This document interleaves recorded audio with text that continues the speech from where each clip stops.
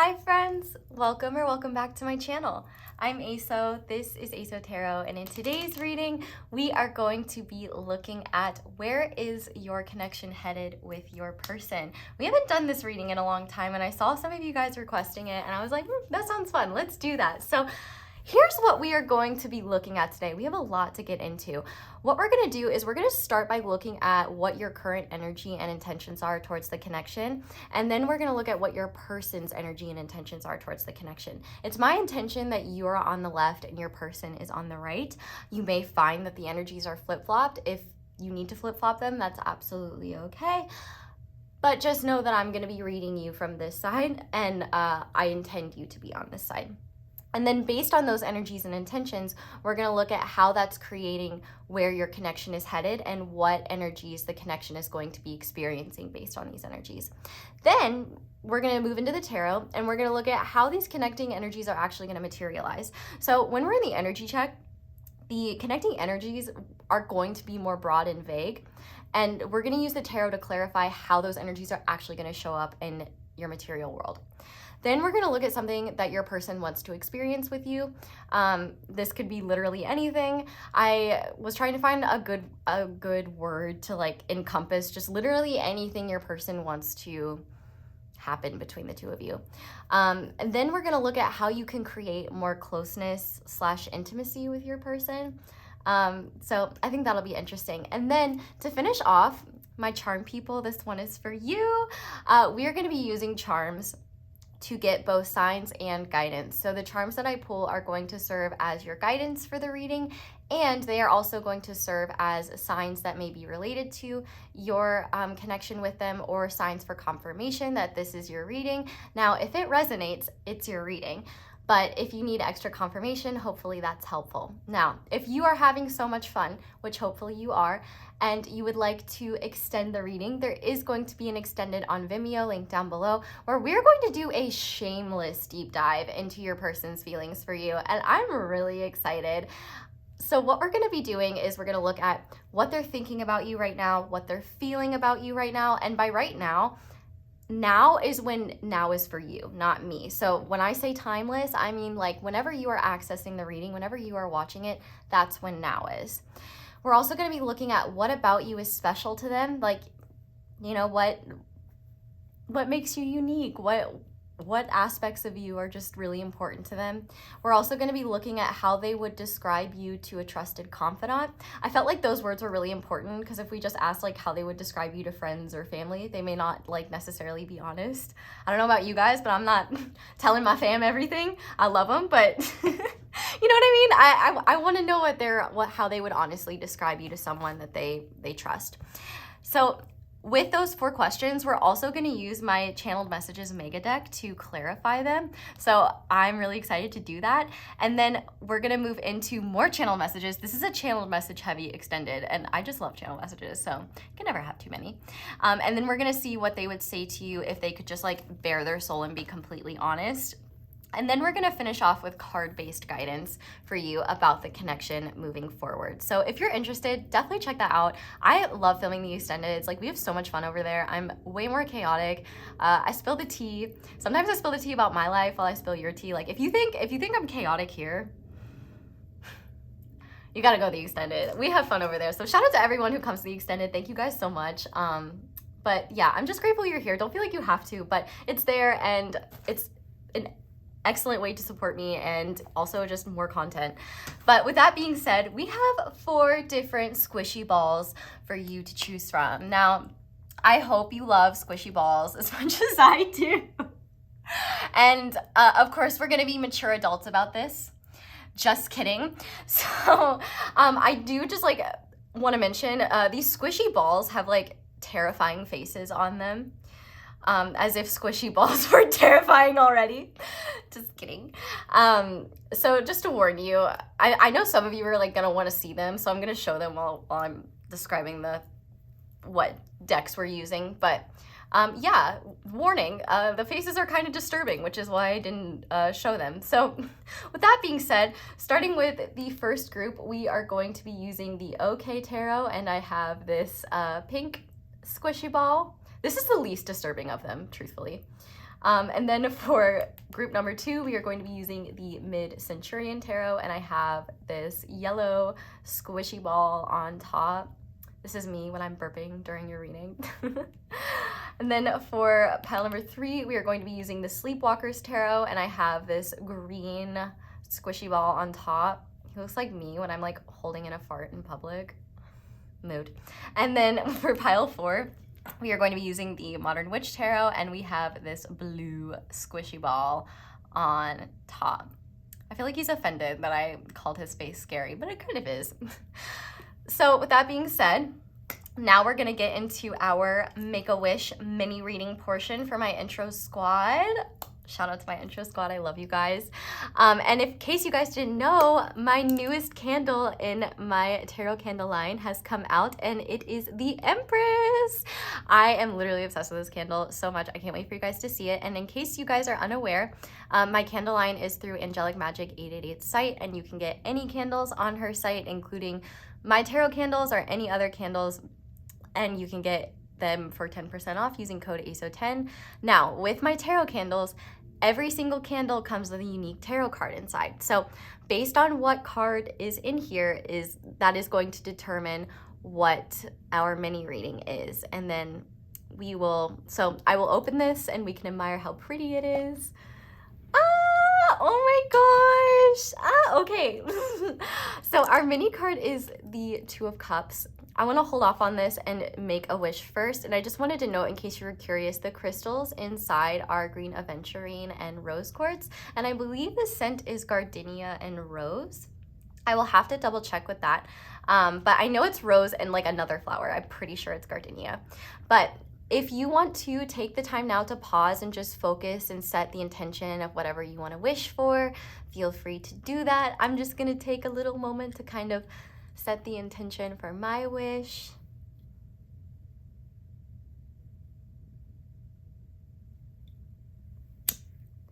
May yours, mine, and all of our wishes come true. Thank you for being here. Thank you for existing. Thank you for letting me read for you. And look at that flame. That's a strong wish, baby. That's a strong wish we got going on. Okay, the Two of Cups. I think that this is really cool to have come out in a Where Is This Connection Headed reading, especially because for a lot of you, I feel like this is a good sign that a connection could be headed towards a closer romantic union. But I feel like this is so much more than that. Like with this Two of Cups, I feel like this is a beautiful time for connection, and especially one-on-one connection. If you've met anyone recently, like this could be a very positive sign that this is a very mutually aligned connection. But I'm feeling a message specifically that anyone, like business, like there could be something for some of you where you may be considering going into business with someone else that seems very aligned with like your vision and your intentions. It seems like that's a positive venture that may work very well for you. For some of you, if you're worried about someone that's getting into a new relationship, I feel like this Two of Cups is a sign that they're compatible for each other, and to maybe like loosen the reins on how worried you are about them.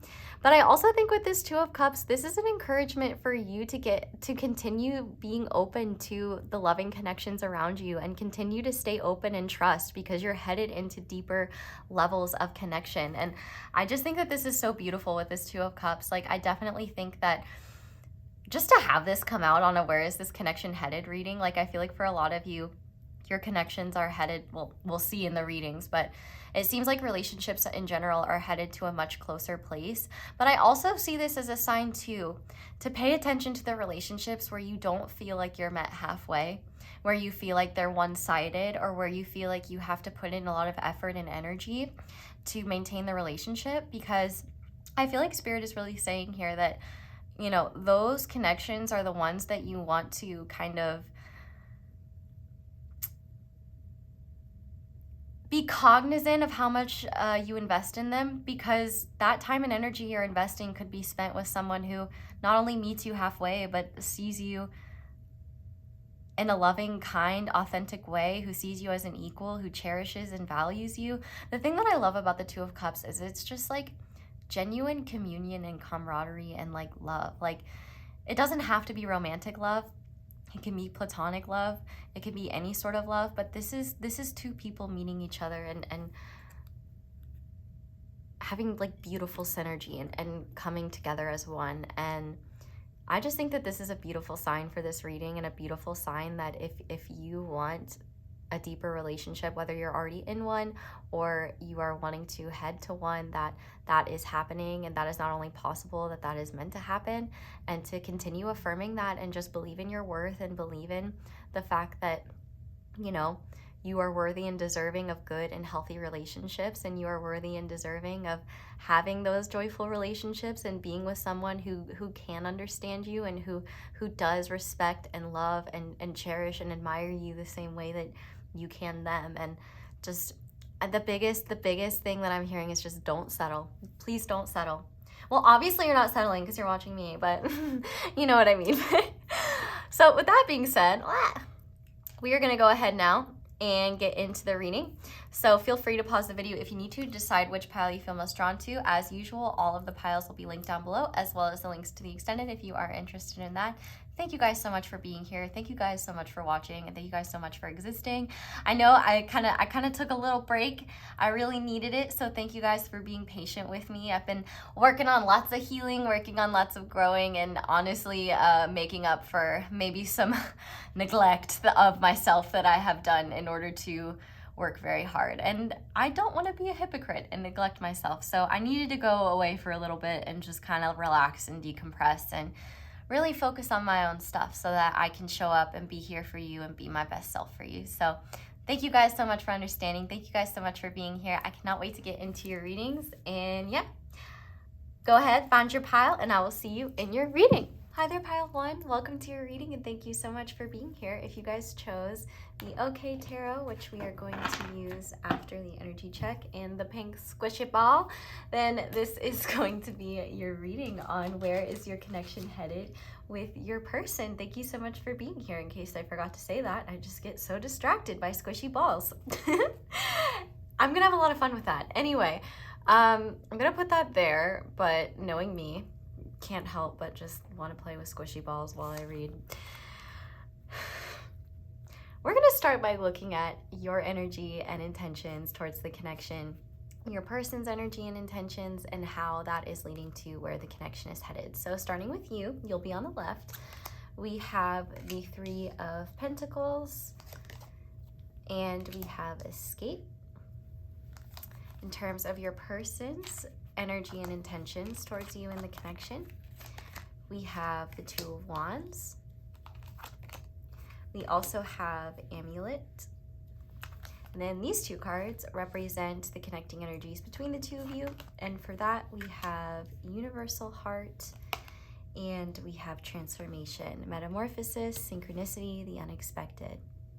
I'm so grateful you're here. I just like got this overwhelming like rush of gratitude as I was laying these cards down. Thank you for being here. Thank you for existing. And I can't help but wonder if maybe your person feels that way too. This is a really interesting situation, and I know I always say like things are interesting, but it's because they are. Many things can be interesting, but maybe I could use a thesaurus. Anyway, your energy is showing up in one where it seems like you're trying to stand out to this person. And don't worry, you do. You really don't need to. I would not be shocked if this is a connection where both of you desire change.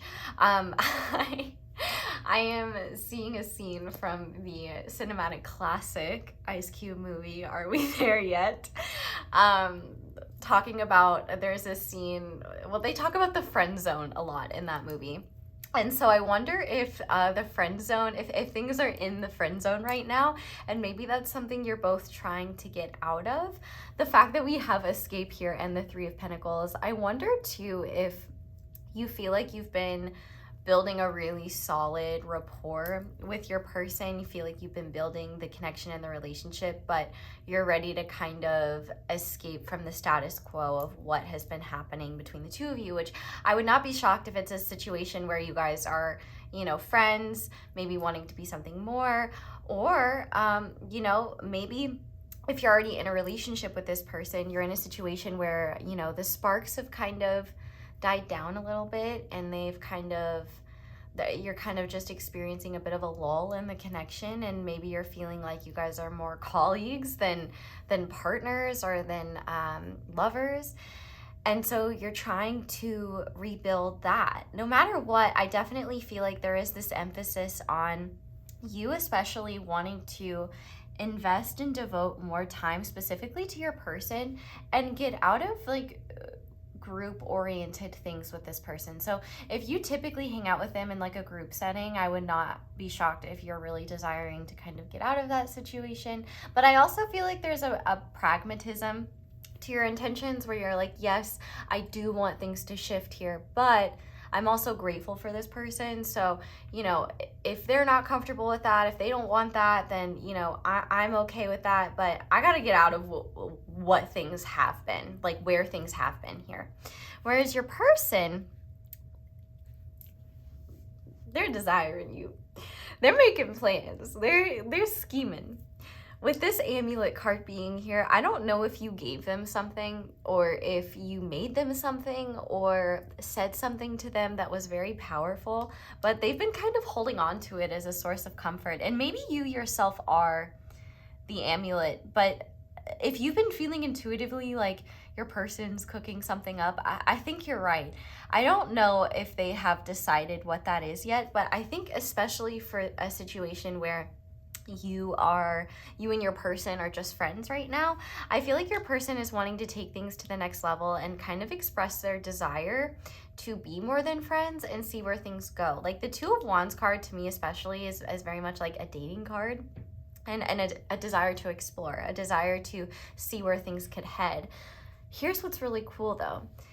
No matter what your situation, so let's say, for example, you are in a relationship with this person already and you kind of fall into that second scenario of things being just kind of in a lull and like it's not like things are dire, it's just you want to be more connected to each other and you feel that disconnection and you don't feel those sparks of passion that, you know, that you maybe would like to. And I think the beautiful thing here is that you both are creating a mutual situation where you are headed towards infinite possibility of what you want this connection to be. The fact that we have transformation here in Universal Heart, this is a sign for unlimited potential. The Universal Heart especially talks about like limitless possibilities and being connected with the greater spirit of the universe, being in tune with like, you know, the true nature of what's important. And I think that there is, I just got this image of like, you obviously don't know what you and your person look like, but I just got the image of like someone looking at another person and just, there's just this knowing.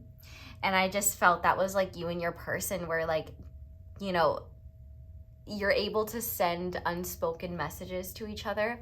And I wouldn't be shocked if for a lot of you, you're like in the same environment, though this could be like an online situation. Maybe you're making those eyes over Zoom, I don't know, but I would not be shocked if you both are like corralled in the same environment, whether it be through work or something else, and you both kind of have these moments where you like look at each other and you're just like, can you believe this? Like Bill's going on the rant about, you know, not leaving your food in the refrigerator again. And it's like, Bill, you leave your food in there more than anyone. It's like, you know, you got like, you don't have to say that because you guys look at each other and you're just like, Bill, like, again, man, like, I don't know why Bill's coming through, but, you know, it's just kind of like you guys have this unspoken code and this secret code. And I think that there is this fear here of maybe overstepping boundaries and overstepping or the other person not being on the same wavelength.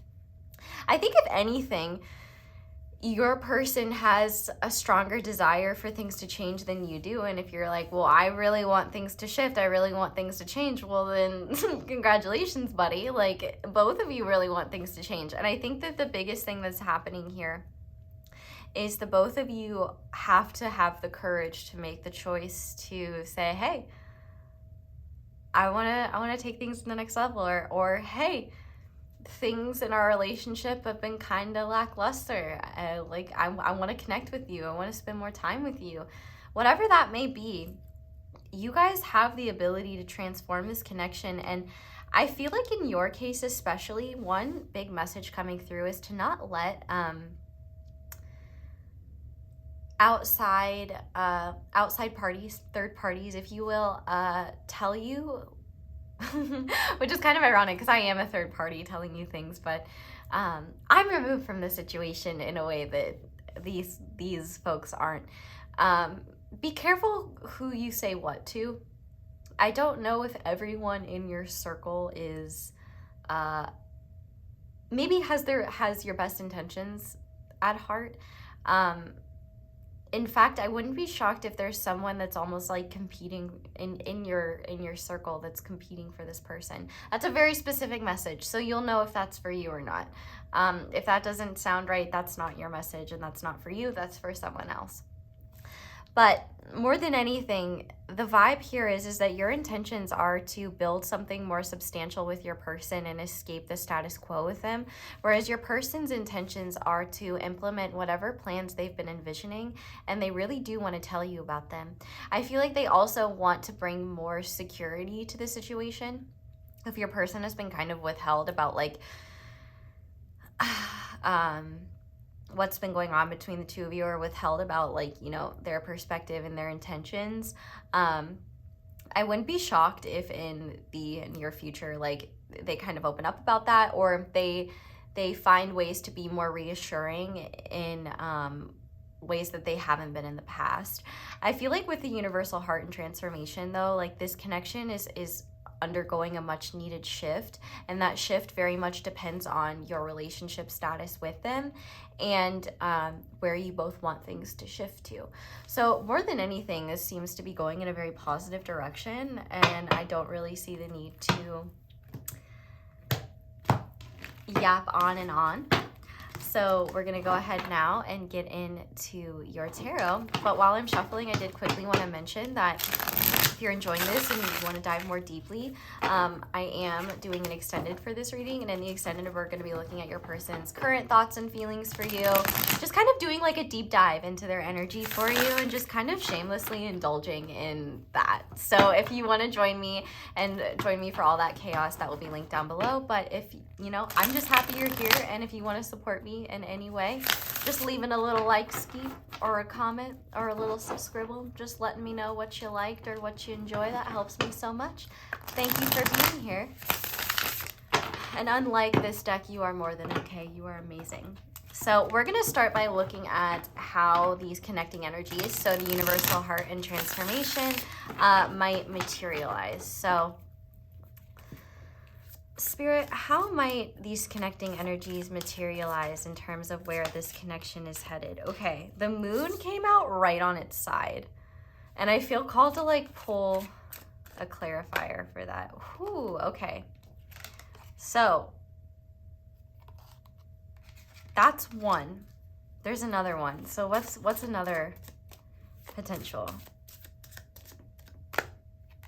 Six of Swords. Okay, beautiful. Okay. I want to say on the back of the deck we have the star, so like no matter what, beautiful things are coming.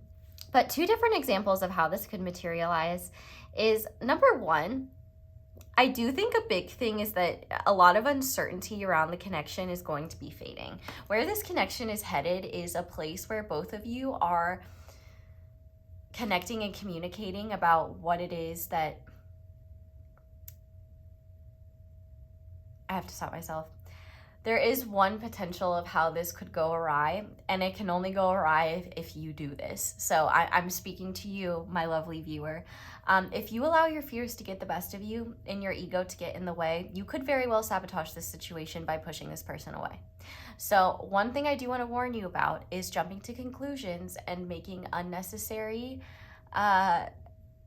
assumptions could lead to a dissolution of this connection. If you don't want that, I would highly recommend you look at what parts of you get especially triggered by this person's behavior, especially if it's like you want them to show up in a certain way and you haven't said anything, or you haven't told them that, but you're just like expecting that. I would really ask yourself, like, are my expectations fair, or am I jumping to conclusions? Is this real or is this true?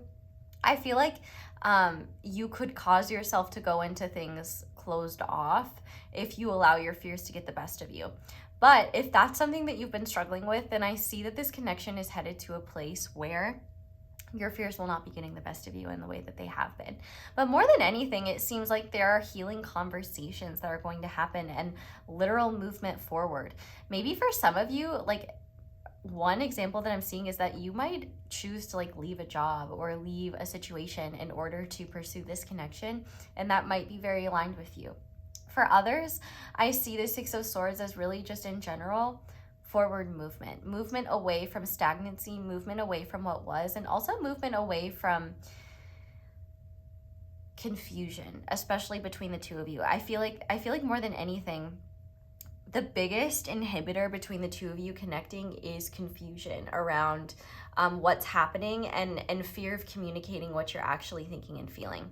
I definitely think a part of you that may be really struggling right now in this connection is allowing the past, the pain of the past, and like the stories you've told yourself about that to like kind of get in the way of your ability to just be open and see what could happen. It's like you're prematurely guarding yourself for something, for a monster that doesn't exist. And you might very well be creating a monster out of your own fears and out of your own assumptions. So I'd be really careful about that. The fact that I burped as I said that definitely means that there's some negativity to release around your worth and around like your belief. Like, I feel like there's a part of you that doesn't believe that someone could truly, like, for those of you that are already in this relationship, like, stick it out. And for those of you that, you know, want something more with this person, truly believe that you could be worth it and you are worth it. And it breaks my heart to think that you're not. And this is the insidious nature of the ego. I mean, and the ego's not truly insidious. The ego's just trying to keep us safe, right? But the ego can create situations that wouldn't have been there in the first place from our own fears. And so it's like, yeah, you could very well create the rejection that you're terrified of by pushing this person away and jumping to conclusions. But if you stay centered and stay in your heart and stay open, you'll find that no matter how things shift, it may be different from your expectations, but it is certainly nothing that your fears were telling you. And you'll realize, like, wow, those things that were dictating my behavior, those beliefs, they were not even rooted in reality. And I'm glad those are gone. But yeah, with the Six of Swords as well, I definitely feel like this connection is moving forward, and it's moving. It really depends on where you steer the ship. And if you rest on your laurels and wait for this person to take action, then where this connection is headed is based on where this person wants to steer the ship. I think the biggest thing is that if you want the connection to head in a certain place, get an idea of where you want that and get an idea of that, and be willing to share that, be willing to open up about that, and be willing to say that. Okay, so now I want to see something that your person hopes to experience with you. So what is something that Pile 1's person hopes to experience with them? The Seven of Pentacles. Interesting. Okay. They really want a slow build to this connection. They really want to take things slow and steady, and they really want to appreciate you and take their time. But with the Seven of Pentacles as well, I feel like they may be saving up for something special that they want to do with you. The hard thing with this deck specifically is that there's not a whole lot of visuals to go off of. And I feel like your person is really in this position too, where for some of you, the situation can be so new that they're not even really sure what they want to experience with you, but they know that they want to experience more with you, and that they want to invest more with you, and they want to see where things go.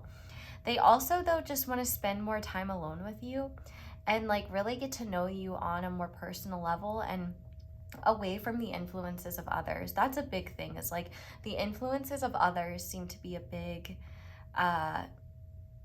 factor that seems to kind of create division between the two of you, whether it's because like you usually only connect in certain environments where there are other people and you haven't like taken that step to be like, hey, let's hang out outside of work, or hey, let's let's go just do something you and me. And like, maybe that's the fear. Maybe that the fear is like, oh, they only see me as a friend, or blah, blah, blah, blah. But your person really wants to spend more time with you and spend a long time with you. Like they want to really like soak in your essence, like not in a like creepy way, but in a just like, they want to understand you more. They want to be around you more. And they really just want to see like, who is pile one, and what's underneath the person that I've gotten to know, and what are they truly like.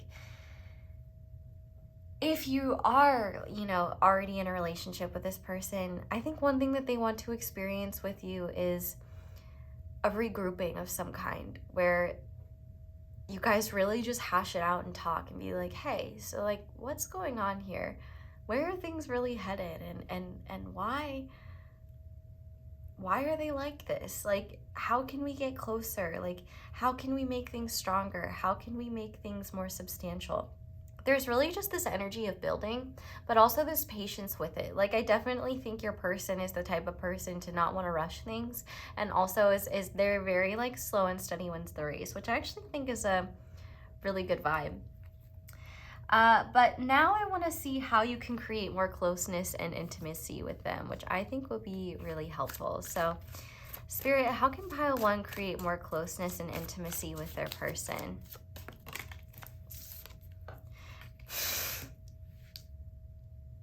Really? Really? Okay, well, it did land face down. So let's see if Spirit has a point to this. How can pile one create more intimacy with their person, please? 7 of Wands. Okay, then that makes actually a lot of sense. You've got to break through the pragmatism and break through the formal barriers that are there. Like, you guys have created a bit of a dynamic between the two of you that I think both of you are afraid to rupture out of fear of what might happen. And Spirit is saying you can't move forward if the both of you are like unwilling to budge from where you've been, if that makes sense. With this 7 of Wands here, in order to create more intimacy between the two of you, you have to fight off the influences that are holding you back. I also think, though, that there needs to be a little bit of courage here, and the courage to be like, hey, you know, I want to dive a little bit more deeply into this. I want to, you know, get to know you outside of work. Seems to be a big like theme here. But also with this 3 of Pentacles, I think that they're on your end, like, I feel like you're being encouraged to ask more questions. I feel like, I don't mean to be hard on you, pile one, but one thing that Spirit is bringing up to me is that oftentimes you assume a door is closed before you've even knocked. And I think that you may rob yourself of a lot of opportunities. And honestly, this is such a mood because I think I do this too, and I probably need to hear this as much as you do. You may push away opportunities for intimacy and connection because you assume the other person doesn't want it. And what you may find is that the other person is doing the same thing.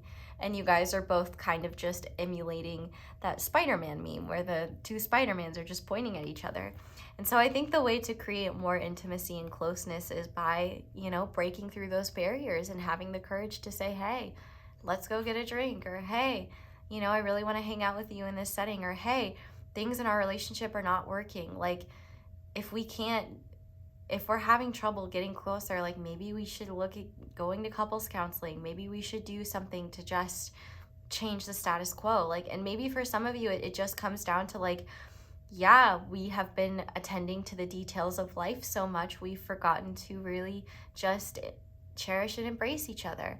So whatever it may be, there needs to be a willingness and a courage to break through the resistance you feel of, you know, knocking on that door and seeing if it'll be open. Because worst case scenario, it just stays closed. But I don't think that's going to happen. I think more than anything, there's really an energy here. And it's interesting because there's not a whole lot of emotion represented in these cards, but there is in my experience of just feeling this. And I think that's because probably both of you have a bit of a fear of tapping into your deeper emotions and sharing them, but I think that's exactly what you both need to realize where you truly want this connection to head. And I guess to summarize before we get into signs and guidance, where this connection is headed is transformation, and literally anywhere you want it to go, it can go if you steer the fucking ship there. Just steer the fucking ship, okay? If the both of you, okay. This is your relationship, okay? Both of you are like sitting here on a ship, steaming full speed ahead, and both of you are like, I don't know what port I want to go to. What if they don't like that port? What if I steer the ship and like they think it looks dumb? Or like, what if they're not impressed by my nautical abilities? And the other person's doing the same thing. And in that process, the ship is gonna crash. So somebody's gotta take hold of the ship and somebody's gotta start fucking steering it. I don't care who it is. Spirit doesn't care who it is. And if your ego cares who it is, you need to tell your ego to sit down, because both of you are afraid and your egos are causing a situation that doesn't need to exist. And I know I'm getting a little bit passionate, but I feel very passionately about someone steering the goddamn ship. Steer it, or tell them to. I don't care, just one of you. I'm invested. But yeah, the ship analogy aside, to say that this can go wherever you want it to go if you set the intentions and will it, and actually communicate. So with that being said, we're gonna go ahead and get your charms now and get my hair out of the bowl and see what signs and what guidance the charms have for you. So warning, this might be a little bit loud. If you have headphones, you might want to turn that down. But I'm going to close my eyes now and get this hair out of my face. And we'll do this. So that, when you try to like, man, that hair is not wanting to go away. Okay.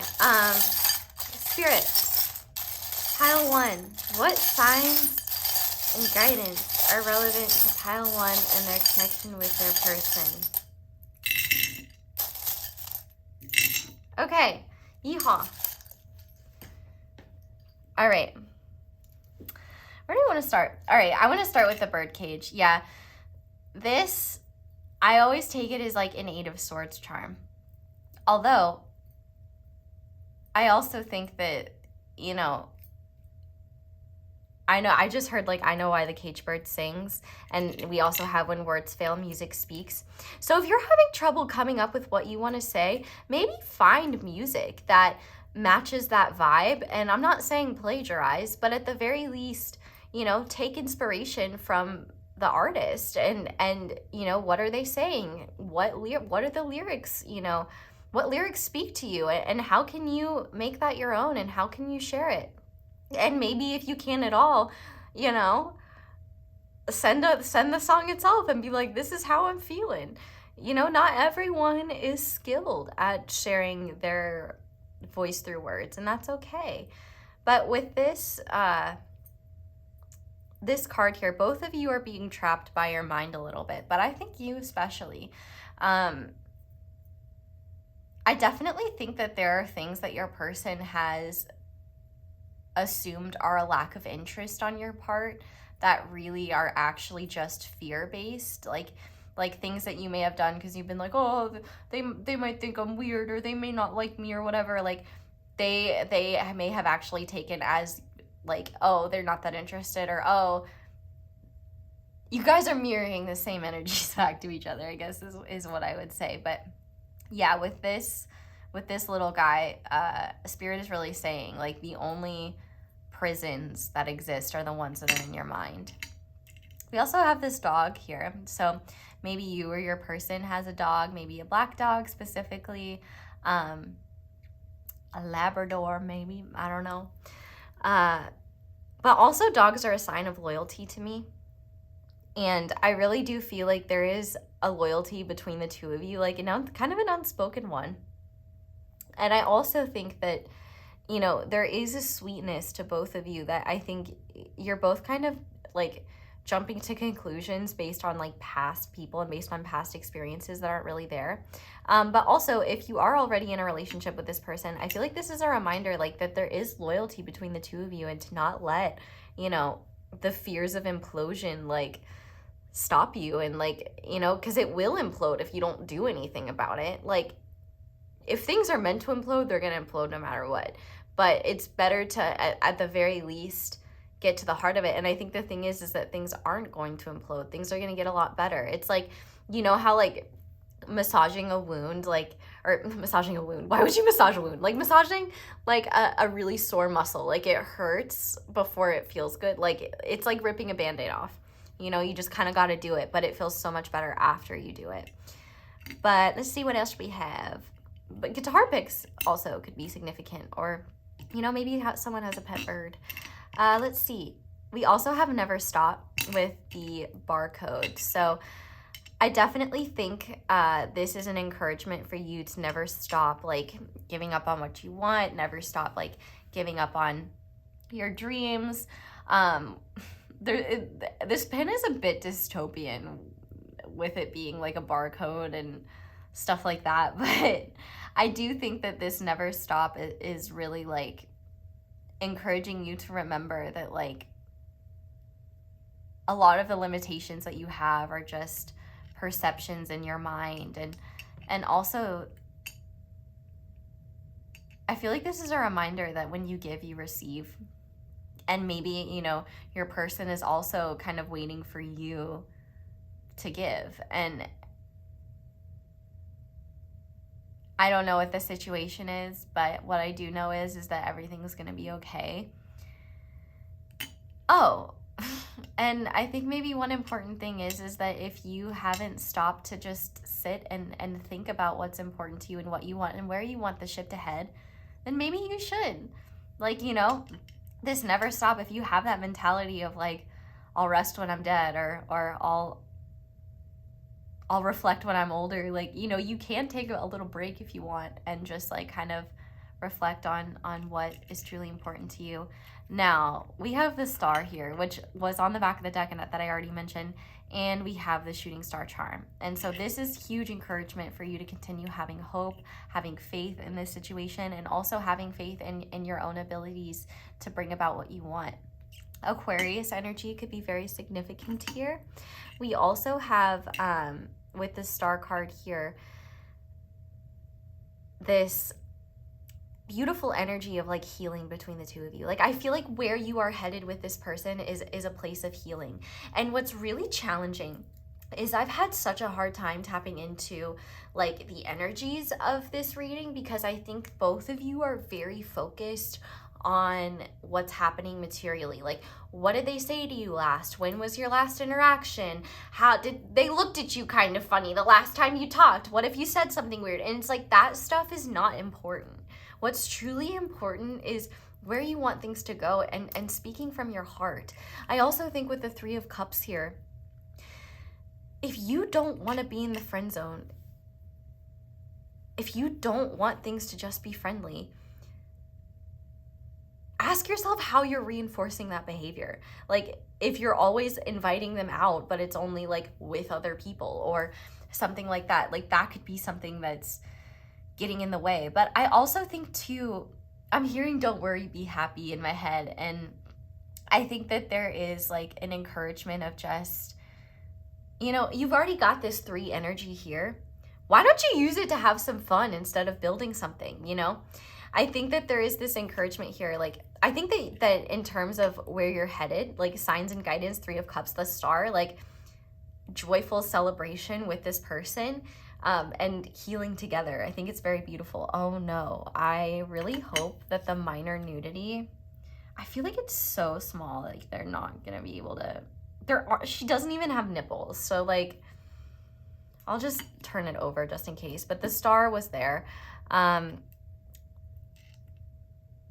Anyway, definitely shooting stars could be significant. Stars in general. I'm also hearing sparks fly. by Taylor Swift. Shout out to the Swifties. We also have the Aries charm with courageous, which of course, as an Aries myself, I am so guilty of telling people to just do it and just like, you know, channel that Aries energy and fight for what you want. So someone could be an Aries person, Aries season. We are in Aries season, so that could be significant. Or when you're watching this, Aries season can be significant. But I think all of you, everyone, could use a little bit of Aries energy, and you know, have the courage to go after what you want, and be like, you know what, bitch, this is my life. I'm here, and I want to go on a date with you. Like, I want to go to this port with you, or I want to steer this ship to a port of love and happiness and healing, and you will. Just do it. I feel like you're overcomplicating a situation that it really is not that complicated at all. And with the gumball machine, I always see this as like abundant blessings, but also trusting that you don't need to know how things will look in order to know that they'll be great. Like, you know, you're getting a gumball. You may not be able to choose what color it is or anything like that, but the gumball is a gumball. And I think in this case, like, wherever you and your person are headed, like maybe you've had this specific narrative in your head of like how you wanted things to go. Like, oh, you know, they'll invite me out and then we'll have this like great night, or like, or if you're in a relationship with them already, like, you know, oh, like they'll be the ones to bring things up and say, hey, like, I feel us drifting apart. Like, whatever it is I feel like you both have been waiting on the other to do something, or you've been waiting for the universe to orchestrate things in the way you've envisioned them. And I think the universe is saying, don't stop it, just do it. Like, stop expecting and trying to control how you want things to go, and instead just go for it. And earnestly, it doesn't have to be perfect, it just has to be authentic.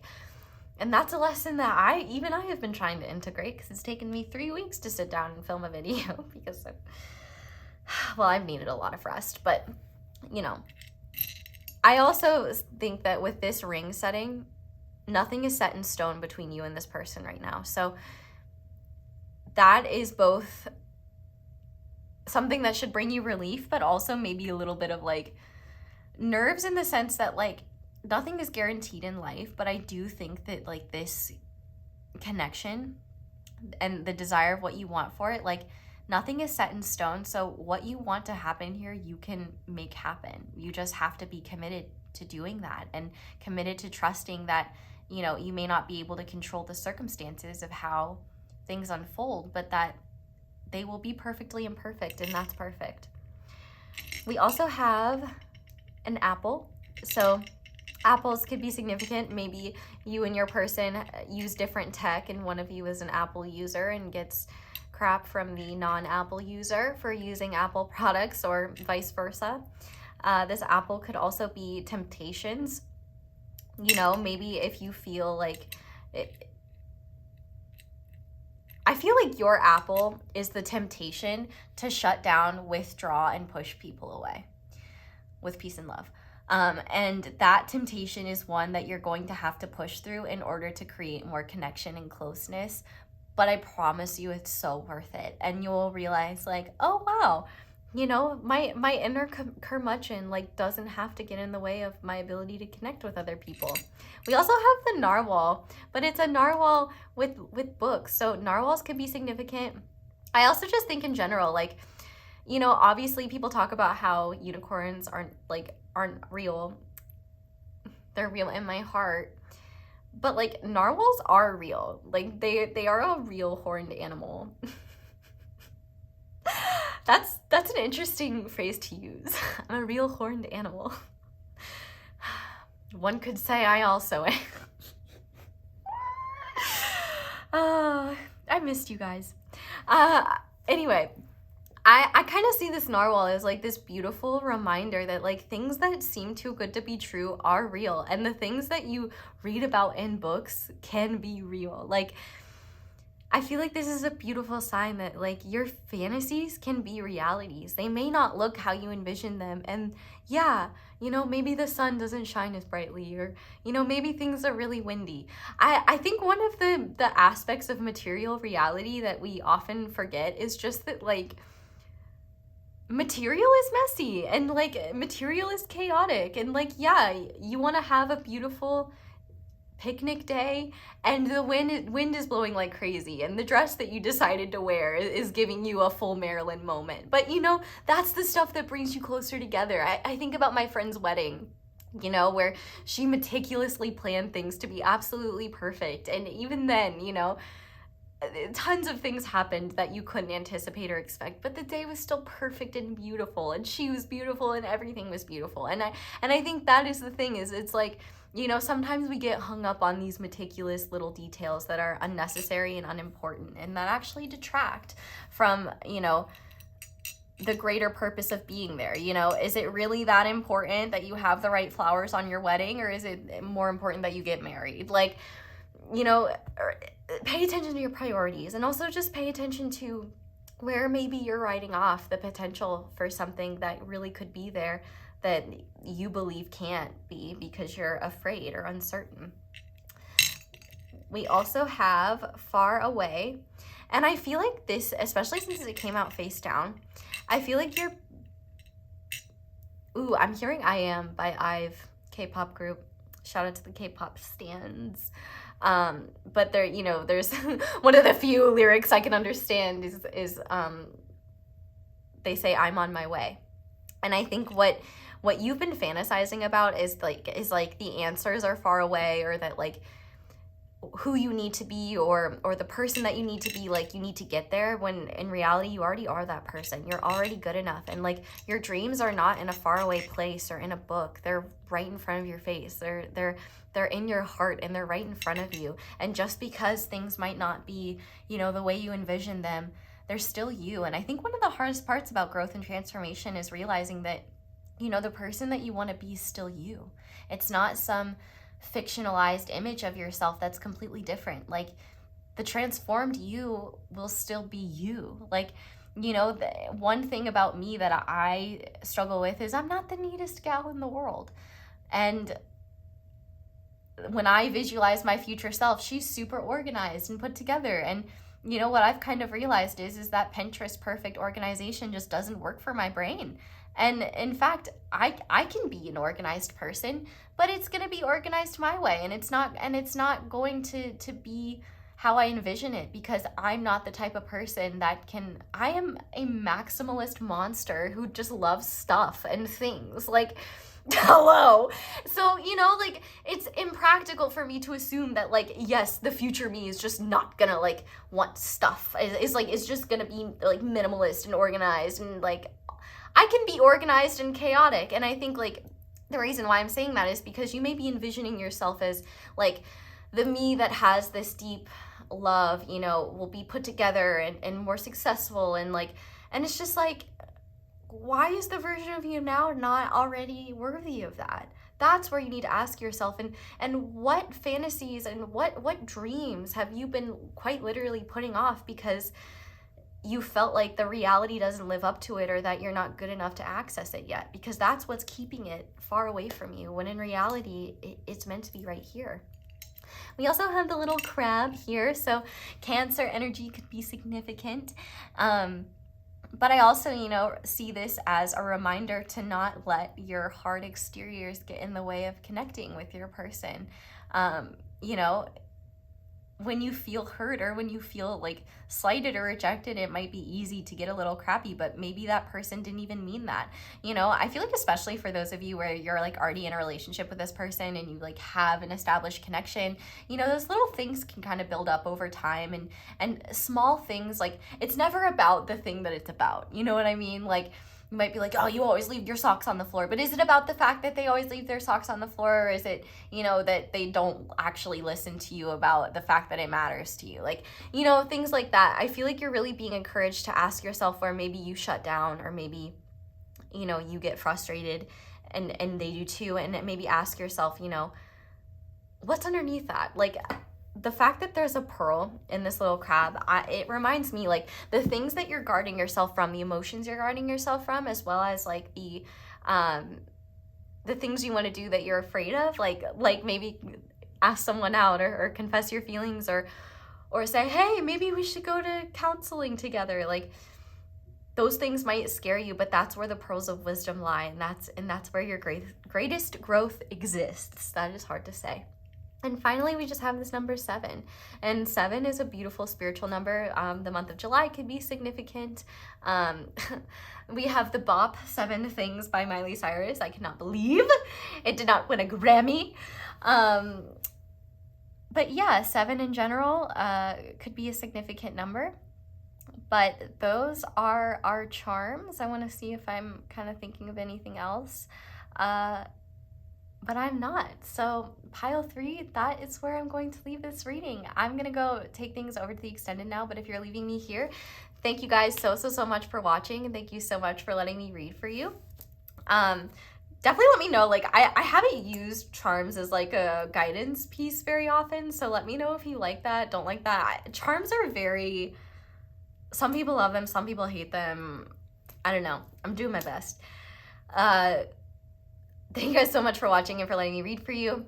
If you would like to support me in other ways, like I said earlier, extended, letting my ads play in the background is super helpful. Liking, subscribing, commenting. You can also check out my candles. Be sure to use code ASO10 for 10% off.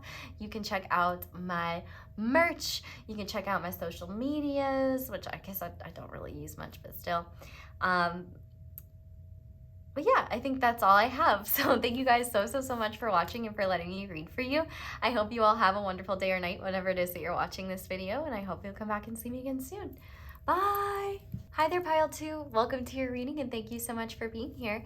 If you guys chose the Midcenturian Tarot and the yellow squishy ball, which I am going to be playing with, I love playing with squishy balls. And this is going to be your reading on where is this connection headed between you and your person. You guys actually got an extra card. It does not mean that you are more special than the other groups. You are just as special, but I guess there's more information. So we're going to start by looking at your energy and intentions towards your person and the connection. You are on the left. So to start with that, we have the 7 of Pentacles, and your intentions are meaning. And then on the right, we will have your person's energy and intentions. So for that, we have the King of Cups. We also have movement. And then these 3 cards will represent how these energies and intentions are creating where the connection is headed. So to start, we have isolation in reverse. We have miracles. And we have message from afar. Okay, let me make sure these are all in the frame.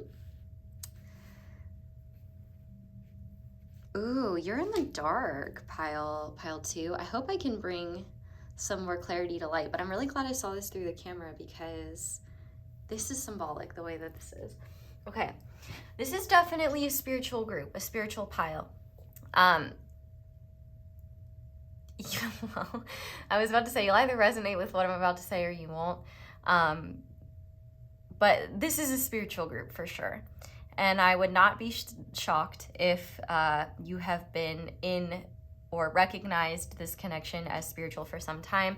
Literally, the fact that we have like the crown chakra coming out for both of these cards is very symbolic. You both are connecting at your crown, which is the spiritual center. It is what connects us to our oneness, to all that is, to the great divine. And your energy towards this connection is one of patience, investment, and waiting.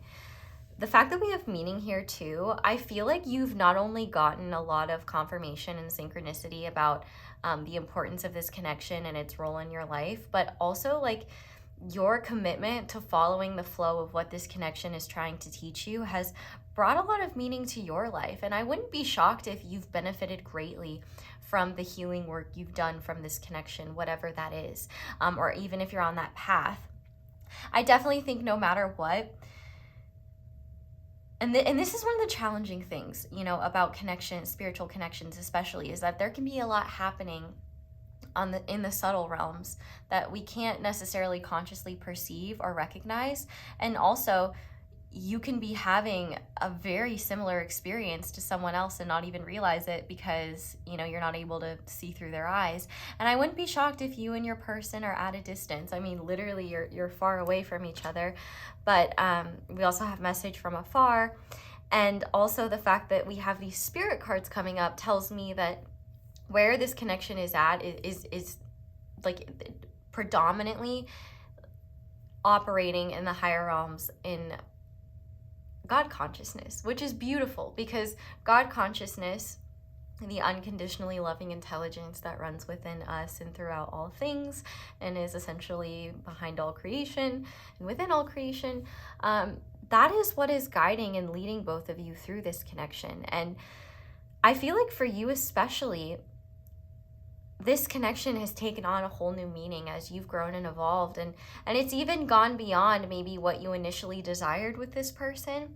You know, when we're conditioned to believe, like, you know, things have to happen in certain ways and that love must look a certain way.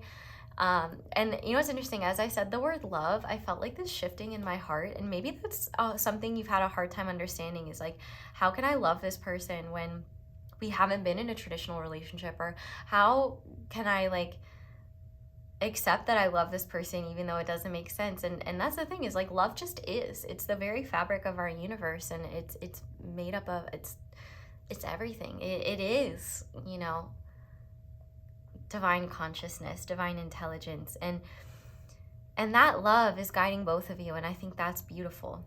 For you, I can tell that you love your person, you love yourself enough to honor your own feelings, and that's a beautiful thing. And so I can see here that your energy and intentions have been to hold the line and do what you need to do, focus on what's important, but also to not give up on what has meaning to you, which is this connection, and, you know, the other things you're pursuing in your life.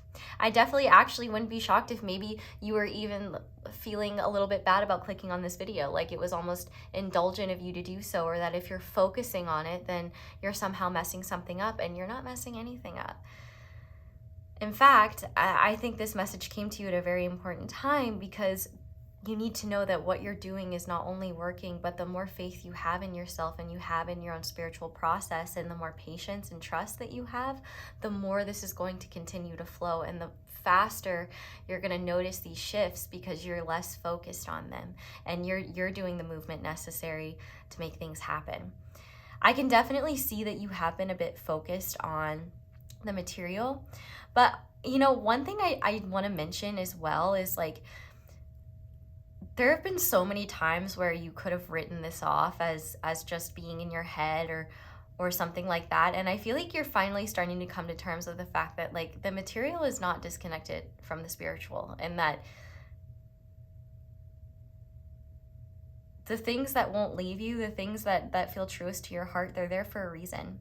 And I think that you have a level of investment and patience and commitment towards this connection, or seeing where it leads, and that's showing up here, and I think that's beautiful, and I'm sure you don't hear this very often in your everyday life, but I just want you to know, like, how incredible that is, to hold on to that commitment and hold on to what has meaning for you, despite being in the dark about what's happening, why it's happening, and where things are leading to. There's so much fear-based energy around us all the time, especially when it comes to love and romantic relationships, and the amount of advice around love and romantic relationships that is just absolutely dog shit. I'm not saying that mine is better, but I know that, no, mine is better, actually. Mine is better.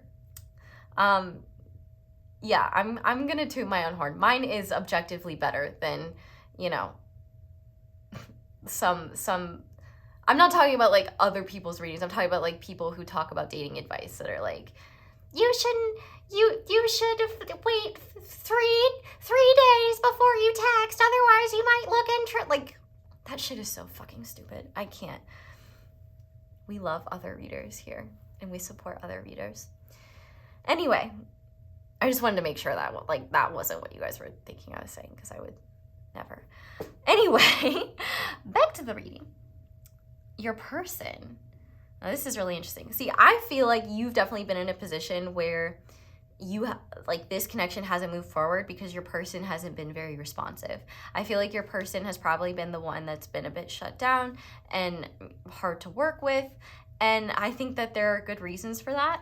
And I think that your person has needed that. Now, that being said, just because you may not know what's going on with them or you may not be interacting with them does not mean that they are not thinking about you, and does not mean that they are not experiencing this connection, because holy shit, they are.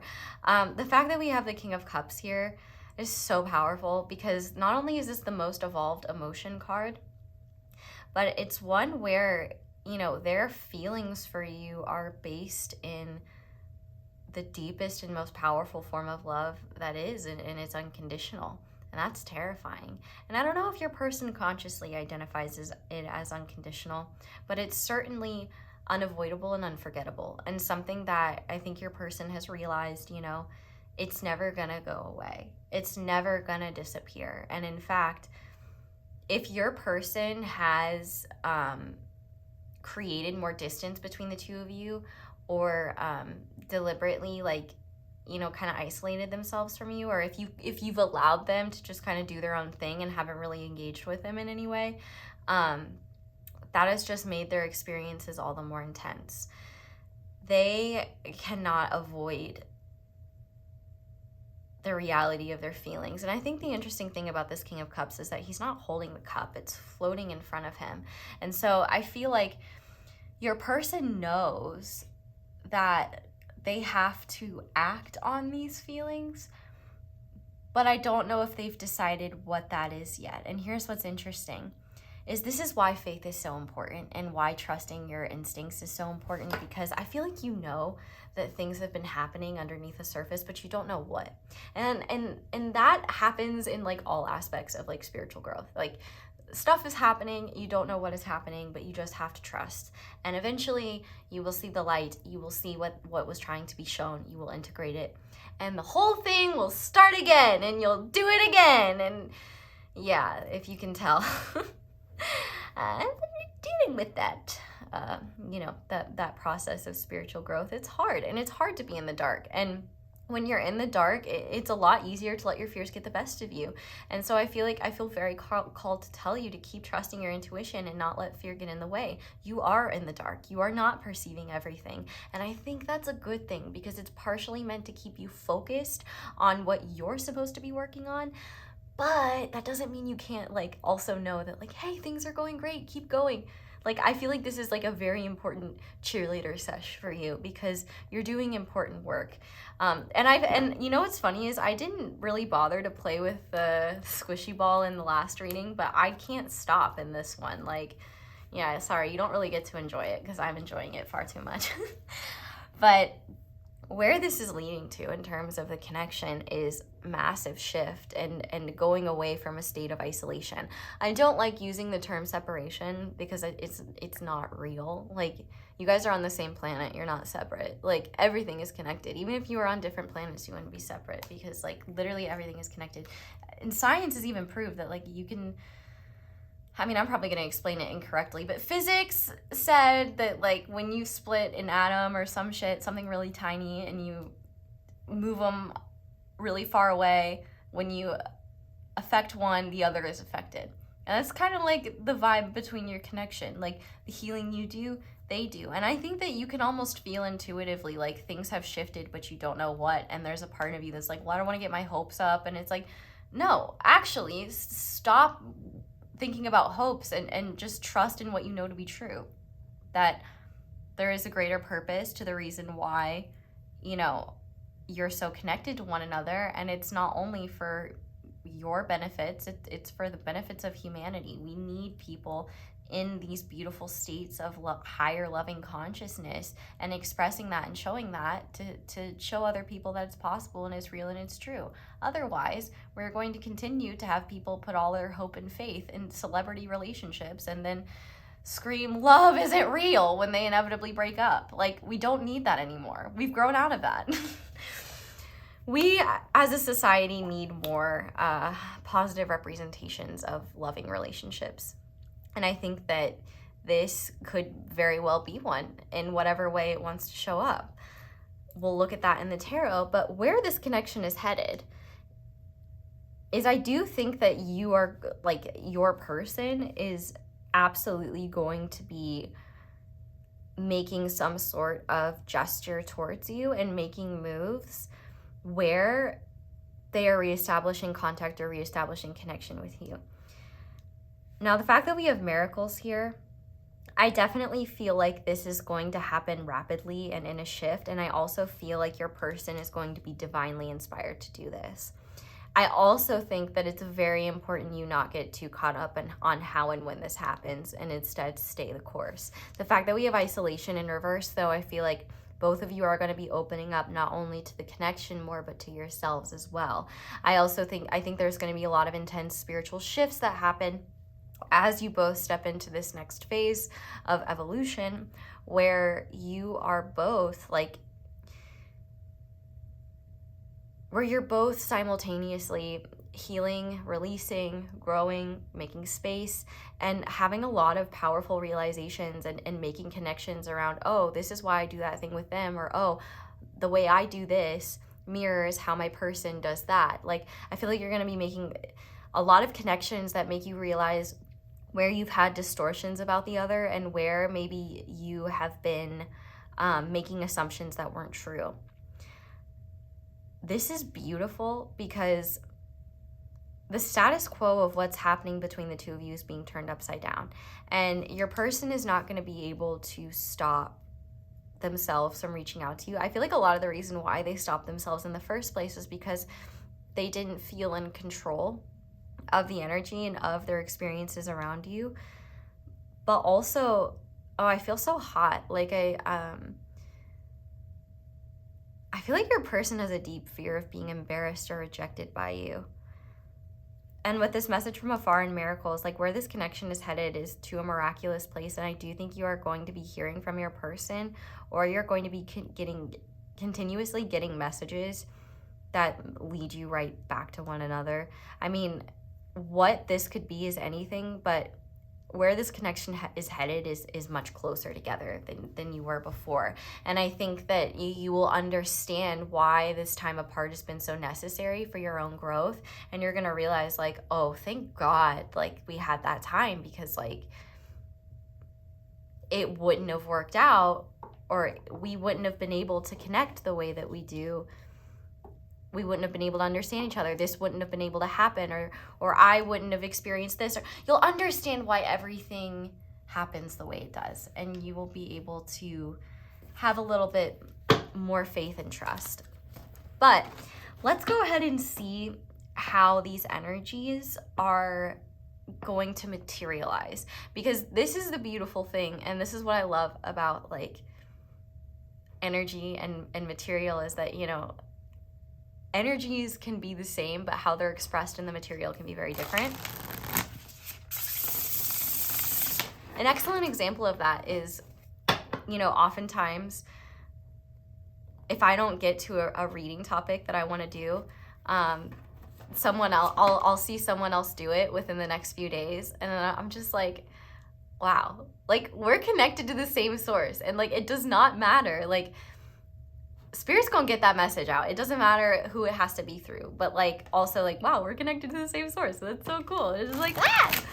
And that's the thing, is that you have to remember, you and your person are connected to the same source. Like, you may feel and think like you're completely alone in this, but you're not. You both have been alone in this in terms of grappling and handling this together, but that's changing. And I feel like your person is having really powerful shifts. And also, I feel like they're just maturing in ways where they feel like they're actually capable of handling the energies in a way that they didn't feel before. The fact that we have the King of Cups here, your person is a lot more confident in who they've become and what they're capable of doing than they were in the past. I feel like they didn't have the wisdom in the past to handle things with you with grace and care. And I think it's very important to them that they do so. And with this movement here, it's interesting how one of the animals is, like, crying into the other's eyes. And I feel like your person has had to do a lot of emotional processing. And I also think that their intentions towards you are to move towards you and to start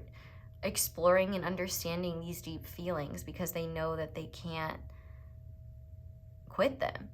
But also, I just kind of realized too, like, this could clearly be, you know, a situation where maybe you guys are taking a break and you have deep feelings for one another, and you're tired of that and you're ready to change. One thing I do want to mention is that we have a lot of letter M's here. Movement, message, miracles, meaning. So the letter M could be significant. I am a little bit biased as a Madison myself, but I do like the letter M. Anyway, while I'm shuffling, I do just want to thank you guys for being here, and thank you guys for all your support and patience and love. You guys are the best, and man, I feel so good when I'm able to sit down and read for you guys, and I'm just so grateful for you, and I'm so grateful for your existence, and I'm sure your person is too. So with that being said, let's start by looking at how these connecting energies might materialize, at least what Spirit will reveal, because like these are very big energies, but Spirit's also not going to reveal a lot, because one, how they materialize may be different, and two, it's like ruining, it's like telling someone about a surprise party, which we like kind of are, but not really. It's like we're just letting you know something you know is coming. We're just not telling you how or when. Anyway, well, we're gonna try. So Spirit, how might these connecting energies materialize in Pile 2's life, please? I knew it. Spirit's like, you are not getting a word. Like, this is not a typical tarot card. This is a unique card specific to this deck. I had to use this deck in order to get this card. You are not meant to know, and you are not gonna know. And Spirit really said, that's cute. You thought you could try, Madison, but they're not meant to know. And I'm like, okay, I guess they're not meant to know. So how these will materialize in your life, you are not meant to know, but they will. And you just got to trust and keep being patient. And I know that you are.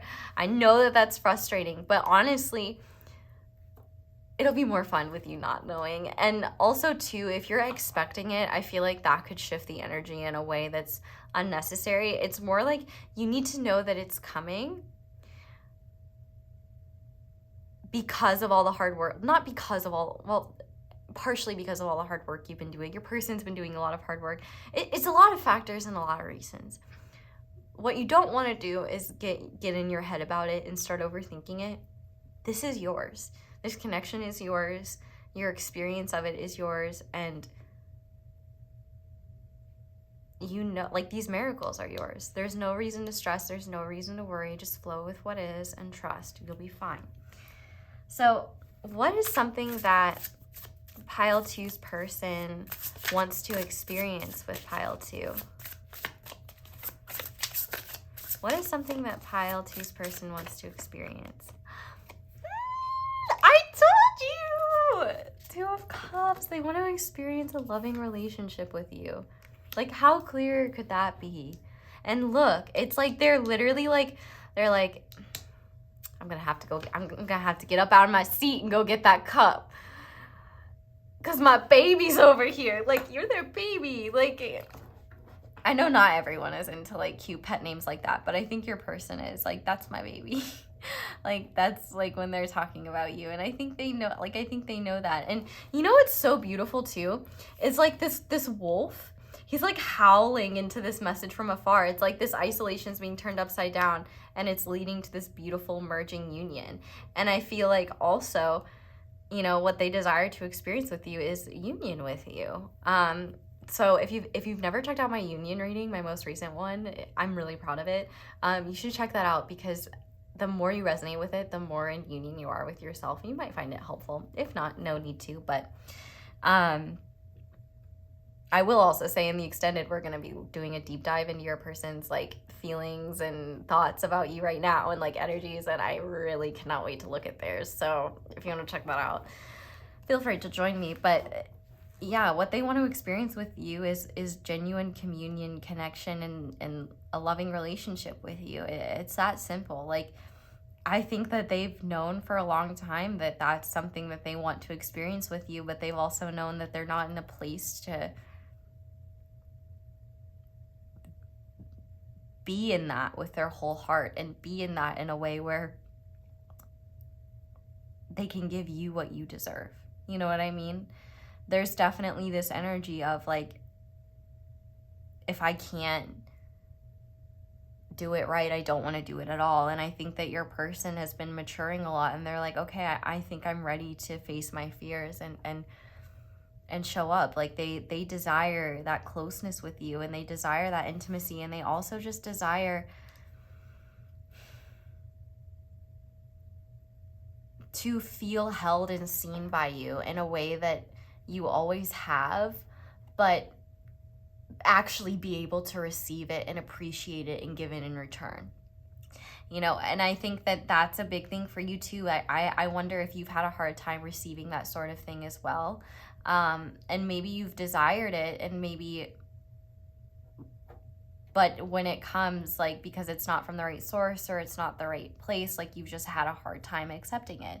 But this is really beautiful. Like, this is literally like, what more could you want? They just want closeness with you. They want to love you and be loved by you in return. And look at how similar the Seven of Pentacles is to the woman in the card. Like, literally the arm gestures are the exact same. It's just so cute. It's like you've already been in the position to be in this Two of Cups energy, and you've just known that, like, okay, it's not time, but that doesn't mean it won't ever be time. It just means it's not time right now. I'm going to be patient. I'm going to do what I need to do. I'm going to grow. I'm going to evolve, and I'm going to trust.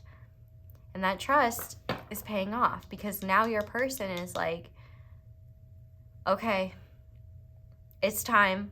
I got to grab that cup and join my baby. And trust me, I don't say pet names. So the fact that they're saying that and like being so like, that's my baby, that's my baby. Like, you're the baby, baby. And no amount of my own inner cringe can stop it.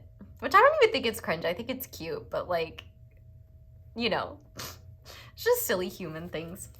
So now I want to look at how you can create more closeness and intimacy with this person. So, Spirit, how can Pile 2 create more intimacy and closeness with their person, their King of Cups person? We have the Five of Swords. So this is powerful. Like, the way that you can create more closeness is not let separation consciousness stop you from connecting. And also, pay attention to your mentality. With the Five of Swords here, how you handle and deal with conflict and disagreement is really important. But also, if you are afraid of facing conflict or facing the truth, that is going to be challenging when it comes to your connection. Because I do think that you may have this instinctual urge to like protect yourself from this person, and that could be because maybe they've hurt you in the past. But I think that it's really important to recognize that people can grow and change. And if you haven't done the forgiveness work necessary to kind of like release the past, I think you're being encouraged to do forgiveness work or do whatever work on yourself necessary to be able to be a bit more open. I feel like one of the things that may create a lack of intimacy or create more chaos is if you assume the other's intentions, or assume like let's say, for example, you know, you're over here, your beautiful Seven of Pentacles self, and you're like, my person sucks. Like, they just never do, like, they're just probably screwing around and doing whatever they want. And here I am, like, you know, working so hard and doing my best and like, and putting in so much time and energy and love, and they don't even know it. And it's like, and then without even realizing that they're working just as hard and doing what they can so that they can show up for you. I feel like you need to stop self-sabotaging in your own world. Like, wherever you are afraid of intimacy with yourself, that is where you need to cultivate more of it, because it's going to help you with your person. This is also, though, about changing your mentality around what is possible here, and changing your mentality around what is acceptable to talk about with this person. you know, it's not a bad thing to ask questions. It's not a bad thing to say, hey, like, this thing is still bothering me. Can we talk about it? Or can we find time to talk about it? I feel like there is this like self-sabotaging, self-fulfilling prophecy energy where you almost like assume that something can't happen or something can't work that way, and you're making it so by believing that. I also just think with this Five of Swords here though, you know, not shying away from being honest about how you feel, because like conflict happens, like even in the most loving of relationships. And you know, rather than viewing conflict as a sign that things aren't right, view it as an opportunity to get closer, because oftentimes that's what conflict is trying to do. And I think in your case with this person, Spirit is really encouraging you to not assume their intentions, assume that they're out only for themselves, and to not be in the same way, you know. With this Two of Cups being here, like it hinges on the both of you coming from your hearts and not making assumptions about the other and about where they're at. So I think more than anything with this Five of Swords, you know, don't assume that they're out to get you. And also be willing to open up and share about your fears, about your uncertainties, about where you're at, because I feel like your person, you know, may have a hard time just bearing, like, sharing a lot of things, especially if they maybe in the past did something that they weren't proud of.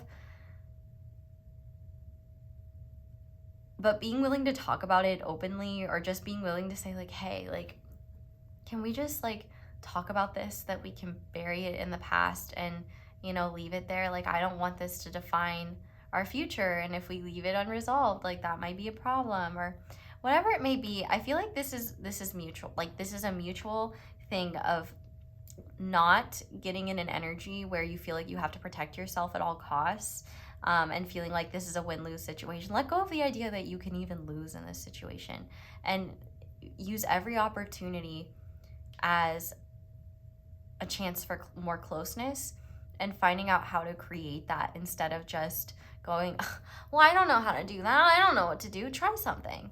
Like, you really can't mess things up here. So instead of being so afraid that you might make a misstep, be more gentle on yourself and realize, like, if a connection were really that delicate that even just talking about something makes you uncertain of whether or not the other will stick around, like, that should be a sign in of itself how weak it is. But that's not the case here. We have a very powerful connection here, and it's not going to be destroyed by a petty conflict. In fact, it'll probably be strengthened by something like that. So yeah, don't let that get to you. But we're gonna go ahead now and get your charms, and these charms will serve as both guidance and signs for this connection, signs that this reading is for you. So headphone users, a little bit of a warning, this is kind of loud, so you may want to turn the volume down. My eyes will be closed, just so you know, and we will just see what wants to come out. So pile 2, Spirit, what signs and guidance are relevant for pile 2 and their connection? Okay. Ooh, we've got a lot. I love this. Okay. We have the perfect match. Like, are you kidding me? Like, forget about it. All those charms and perfect match comes out. I feel like Spirit is saying, you know, the reason why you can't let go of this is because there's a spark between the two of you. What can I say? You know, you two crazy kids are meant to be together. You're a perfect match. And I think the both of you know that. And, you know, wands are the most connected to Spirit, which both of you son of a guns are. And if I zoom this in, then you guys aren't going to see me pointing there. I apologize, but let's see. Okay, let's see what else we have. Okay, I don't even know where to start. Well, we have the letter I. So the letter I could be significant. We also have dragonflies in that. But also, I think that this is a sign of, like, to encourage you to continue, like, your self-love work, your healing work, stuff like that. Because I think that is bringing the two of you closer together, and also just making it less scary for the both of you to do things differently in this connection, to you know, take risks, put yourself out there and just be yourself in maybe ways that you haven't in the past because you're afraid of like looking stupid or looking weird. And it's like, you can't with the other. But we also have 2 keys. That's interesting. So maybe both of you have different keys to unlock, or both of you are important keys in each other's lives to understanding certain roles, to understanding certain experiences in your life. We also have this little star here, and it's a clear star. And so I feel like this is a beautiful sign that, like, not only should you have hope, but like the future that you're hoping for is only getting clearer. Like, keep investing in that, keep trusting in that. And also fire quartz might be a significant stone you want to look into. I love fire quartz, so good one to have. We also have this bushel of wheat, and I always see this as like abundance being reaped, abundance being harvested. And I always see this too as a sign that like the hard work that you've been putting in, like even if you don't see it as hard work or you don't realize that you've been doing it, like it will come to harvest. And like all of the work that you both have been doing individually is culminating in this, you know, miracle event that's bringing you closer together again. We also have the 8 of Swords, which is very powerful because this is a sign that you need to get out of your head, and that your own fears are what's keeping you trapped. And if you don't allow those to keep you trapped, you'll keep moving forward. The 8 of Swords, the 9 of Swords is where like things are so bad you may want to like ask for help, but the 8 of Swords is like you're fully capable of taking your own blindfold off and sorry, I'm cracking my back. You're fully capable of taking the blindfold off and, you know, trusting your own inner guidance and seeing where things go. Remember, I say this all the time. Anxiety screams, intuition whispers, and it's a lot harder to hear the whispers of your intuition when your brain is going, everything's going to implode and you suck, and also, you know, the stuff that the brain does. Don't listen to that. Let's see. We also have never underestimate me, and I feel like this is from your person. Like, don't underestimate. That's part of that 5 of Swords too. Like, I feel like you underestimate what your person understands. Does your person have Scorpio energy with that King of Cups? King of Cups talks about Scorpio energy. And whether they do or they don't, it does seem like your person knows a lot more than they reveal. And I think that your person really wants to prove to you that they are, you know, maybe more than they think you see them as. But I also think that you underestimate them. I don't know how much faith you have in them. And I think that Spirit is also saying, never underestimate me and the power of my gifts. Like, love can move mountains, and Spirit is powerful enough to keep both of you on a trajectory towards one another when everything around you has told you that you're stupid, or that you're foolish, or that you're weird, that you're silly for believing in something, for believing in love. And Spirit's like, yeah, don't underestimate me. Like, these feelings are powerful for a reason. They're meant to keep you on the path. Like, they're meant to keep you growing and evolving. We also have this little dime. I'm going to see what the year is. We have 2021. So 2021 could be a significant year. Maybe that's when you met. Dimes could be significant. Maybe they think you're a dime piece. But also the number 10 could be significant. So October. Who's in the dime?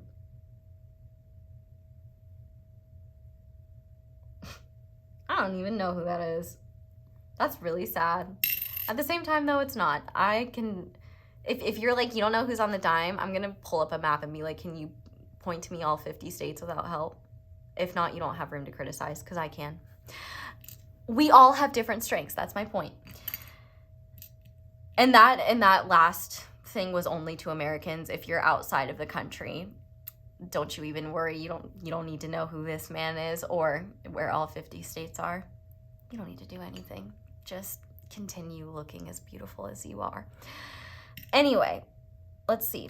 We have the number 1. So January could be significant. This also just makes me think of the Magician. So manifesting energy is really powerful right now. And also, since a dime is 10 cents, and 10 in numerology reduces to 1. You could almost argue this is an 11. 2011 could also be a significant year. But 1 is also January, so the month of January could be significant. The first of a month could be significant as well. Let's see. We also have sleep, survive, wake up. I feel like Spirit is really saying, like, you are meant to come out of this cycle, and that's part of this awakening process, is to help you realize, like, you're not here to just survive, you're here to thrive, you're here to share your gifts, you're here to share more of who you are, and you're here to share love. And like, you are not here to just be in this endless rat race of bullshit, contrary to what our conditioning and society tells us. Unfortunately, we do have to some degree, but you know, at least we can try our best to do it on our own terms, right? We also have the Moon card here. And I definitely think that this is a big sign that, like, this is only scratching the surface of what's being revealed. There's a lot more to be revealed in the future that you're unaware of. And I'm really excited for you about that. But we also have when words fail, music speaks. And so I would definitely say pay attention to the messages you get in music. Your person might be sending you messages through music. Or you might even find that, like, music that you've had in your head plays when you go out into the world or something like that. Like, pay attention to the music that really resonates with your core, because there might be a message there. We also have the robot, though, and I feel like this is an encouragement of meditation, because it's purple too. This is really an encouragement for you to lean even harder into your spiritual side, into, you know, your spiritual awareness, because that is what is, one, that is where you can connect most intimately with your person right now. And that actually makes a lot of sense with this Five of Swords coming in. Your mentality will get in the way of you being able to connect with your person, because they don't need to be sitting in front of you for you to connect with them. Like, we're able to connect with each other through the screen, through time and space.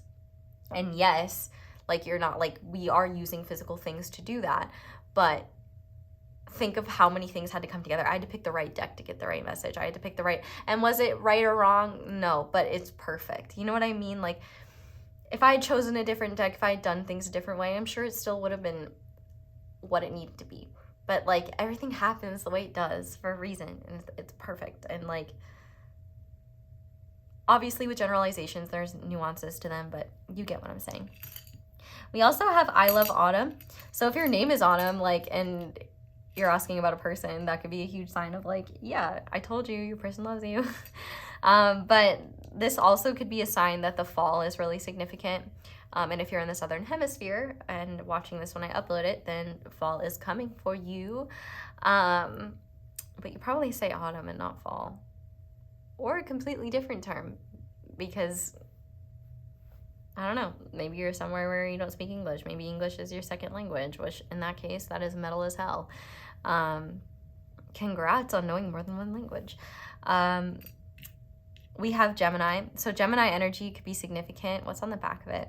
Intelligent. Yeah, I definitely think, like, Gemini is in the Lovers card, which I definitely think is a big sign of, like, yeah, like, these are lovers. Like, these two crazy kids. God wants them to be together. They're gonna be together. So help them. No Manosphere podcast could keep them apart. And, you know, I really just feel like this is a beautiful sign of, like, you know, you guys are on the same page more so than you realize. And, like, to not let your smart brains get in the way of things, because I do think that could be something that makes things more challenging. But let's go ahead and see what this last tarot card is. It's the Three of Cups. I love that. I definitely think there's going to be a beautiful reunion between the two of you. And I think it's going to come through trust and through just letting things flow. I definitely think that you're being encouraged to, like, celebrate as if they're already here, because they're coming. And by celebrating, like, you're literally just bringing it here. But also, maybe try practicing neutrality around how they show up, whether they show up or not. I know that's hard, but, like, it'll help, I promise. More than anything, though, I feel like this reading was really meant to serve as a reminder that, like, you're not doing this for nothing. Like, you're not crazy. No, you know what? Actually, like, it is crazy that we exist and that we are here. And, like, it is not far-fetched or wild to think that you know, you have a person and a special connection, and you know that, and your person knows that, and that's why you're here, and that's why I'm here to remind you of that. But with that being said, pile 2, I'm going to go ahead and move over to the extended now, where we're going to look at your person's current thoughts and feelings for you. And we're also going to get channel messages and get some guidance. It'll be really fun, really juicy. So if you want to meet me there, please feel free to. But if you are leaving me here, thank you guys so much for watching. And thank you so much for letting my ads play in the background while you do something else, because that is one of the simplest and easiest ways to support me. So thank you to everyone who does that. If you'd like to support me in other ways, extended obviously, comment down below, let me know how it resonates. You can leave this a little like if you haven't already, and be sure to subscribe if you haven't. You can check out my merch, you can check out my social media, and you can check out my candles. Be sure to use code ASO10 for 10% off any candles on Angelic Magic 888's site. But you guys, I think that's all I have for you. So thank you guys so much for watching and for letting me read for you. I hope you all have a wonderful day or night whenever it is that you're watching this video, and I hope you'll come back and see me again soon. Bye! Hi there, pile 3. Welcome to your reading, and thank you so much for being here. If you guys chose the green squishy ball and the Sleepwalker's Tarot, this is going to be your reading on where is your connection headed with your person. I'm going to put this down because I will probably play with it the entire time. I probably might anyway, but you know, I'll try. Okay, so we're going to start by looking at your energy and intentions, your person's energy and intentions, and how those energies and intentions are creating where the connection is headed. So you are going to be on the left, your person is going to be on the right.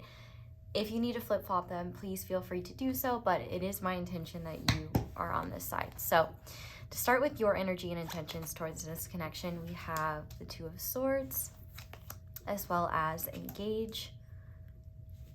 And then for your person's energy and intentions, we have the Queen of Swords, as well as pain. And then for the connecting energies between the two of you, we have the Third Eye portal, vision, clairvoyance, clarity, confusion, and enchantment. So, okay, I had this intense urge before I started your reading to listen to Amy Winehouse, which I did fulfill that urge. And I wonder if there is some significance there. I don't know if there's a specific Amy Winehouse song that has been really resonating with you, or just her energy or her life is like significant in some way to you, but or her story, or just her songs in general. Maybe one of you is a big fan or something like that. But the vibe that I'm getting here is quite interesting. And I feel like in your case, I guess I'm just going to start with you and go there. I don't feel like I need 50 million disclaimers. I'll just clarify as I go. It definitely seems like you desire to interact with this person. I mean, we literally have engage here, but it also seems like you're kind of avoiding them. And I think that there's this internal struggle happening where it's like you feel the urge to reach out or communicate or engage with them. Even if like you're in a relationship with them, like it seems like things are not in the greatest place right now. And it seems like despite your desire to connect with them, there is a part of you that's really avoidant of doing that. Partially because you're overthinking, but also partially because I feel like you are very vulnerable to their energy and their words. And I don't say that, and I don't say vulnerable in a way to say like that you're weak, because like vulnerability isn't weakness. But I mean, the fact that, you know, your whole back is open, I feel like there is a part of you that is a little bit afraid to face your person, because they're showing up as the Queen of Swords. And, you know, there may be a fear of you quite literally being stabbed in the back. And the fact that we have the pain card coming up here, I want to be fair to your person. The one thing I will say is that their energy could be this way for a lot of reasons, and what I've been told by my guidance is that you will know why this pain exists, whether it's because they did something that hurt you and they are in pain over their behavior, whether it's you made a choice that hurt them, even if it wasn't a personal slight against them. You know, it may have made them upset. It could also be that your person is just in pain in general.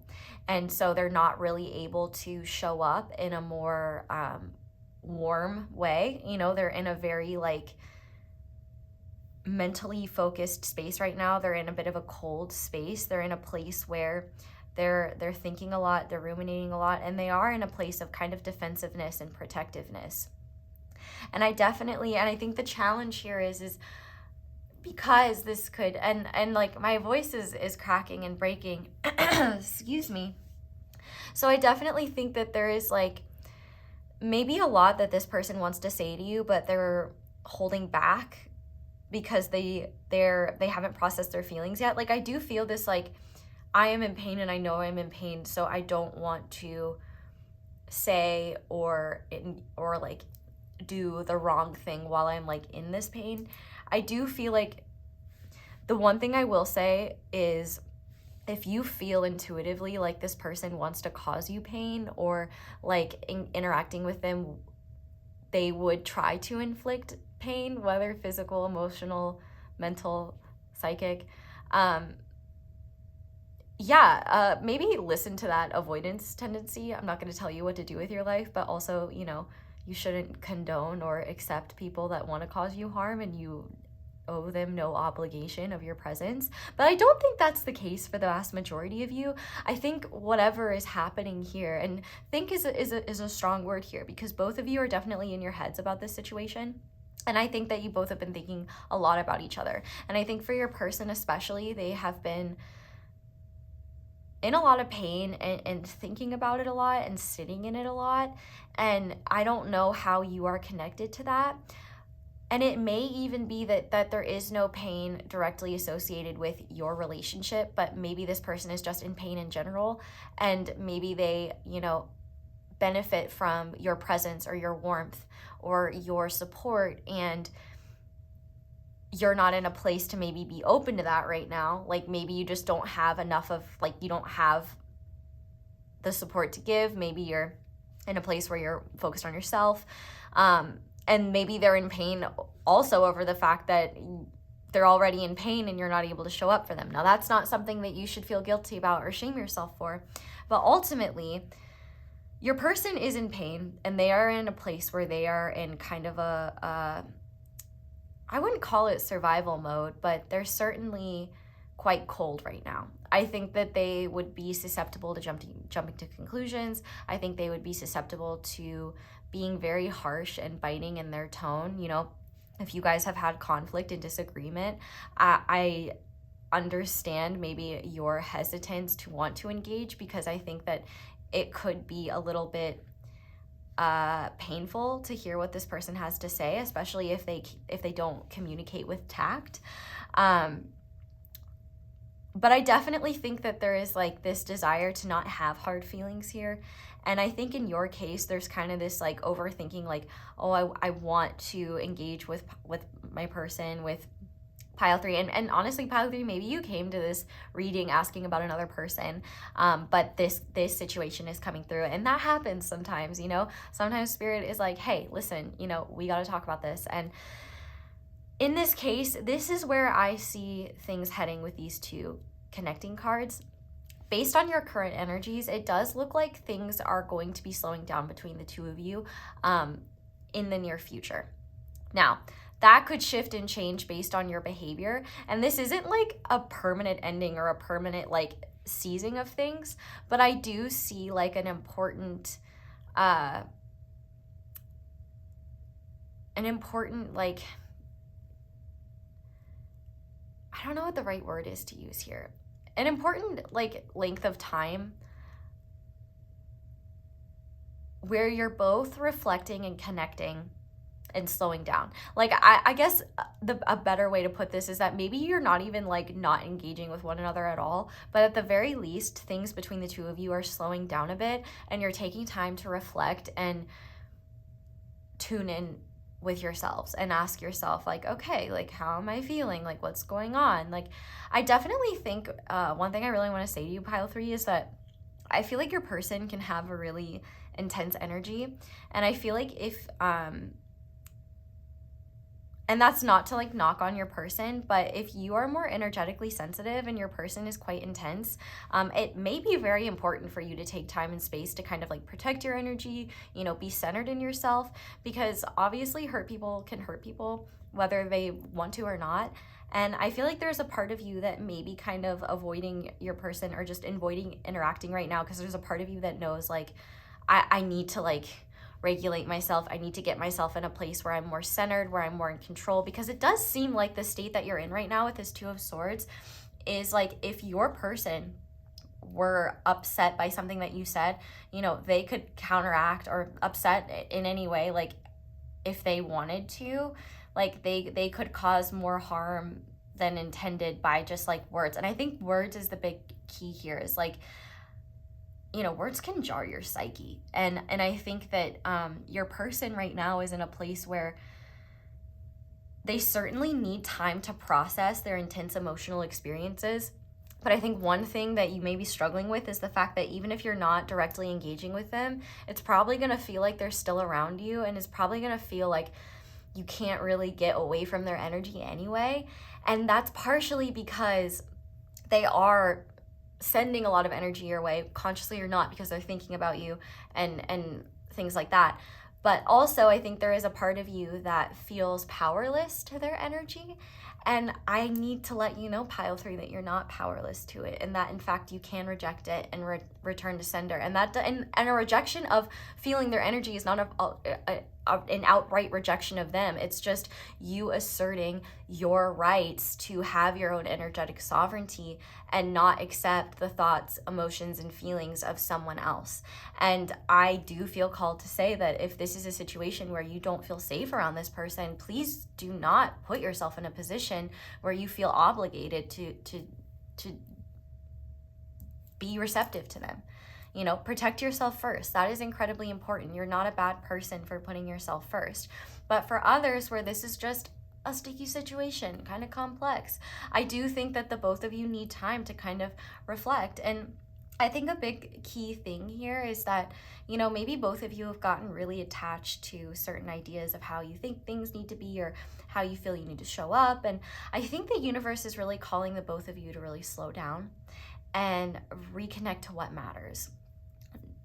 And really just take the time to enjoy the small things again.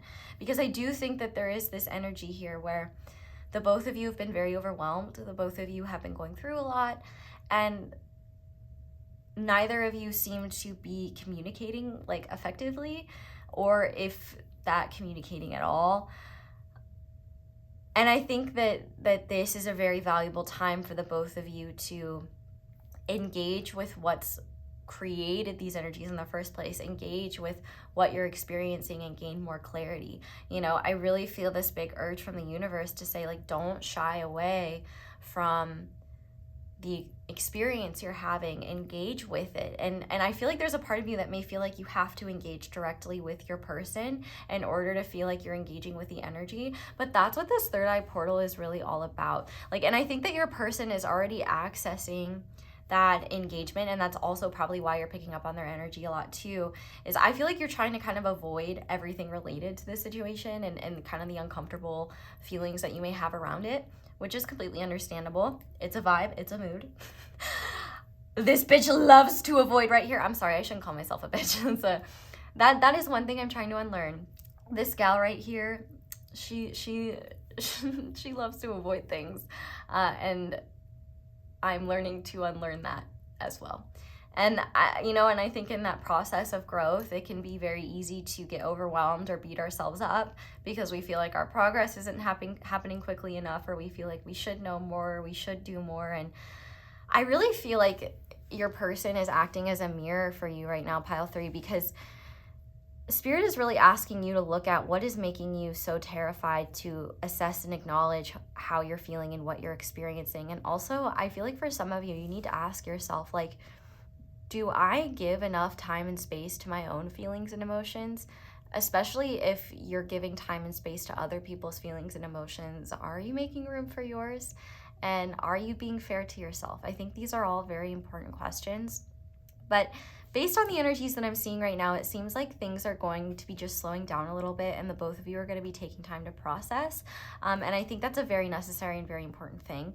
And just like I said, if you feel like this person intentionally wants to cause you harm, please don't put yourself in a position to allow that to happen. You know, please get help if you need it. I'm not a professional, but I do care, and I do want all of you to be safe and be loved and be healthy and happy and have good relationships. So, but you know, for a lot of you, that's not the case. I just have to cover my ground, and you know, that is important. But yeah, for a lot of you too, it could just be like, you know, things are in kind of a sticky situation right now. You both need time to just process and reconnect to what's important, and kind of see through the mental barriers that have been keeping both of you from connecting more authentically, and the mental barriers that have kept the both of you from facing what you've been avoiding. I definitely think that this is a very important part of connection and a very important part of healing. And I feel like some of you might feel like this reading is negative, and it's not at all, actually. I feel like this is the most important type of reading, because it's really laying bare, like, okay, this is where we're at. This is okay. Like, this is a normal part of life that we shouldn't feel ashamed about.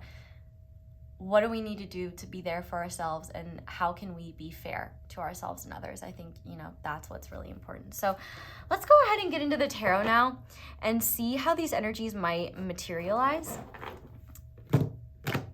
This is going to be really interesting,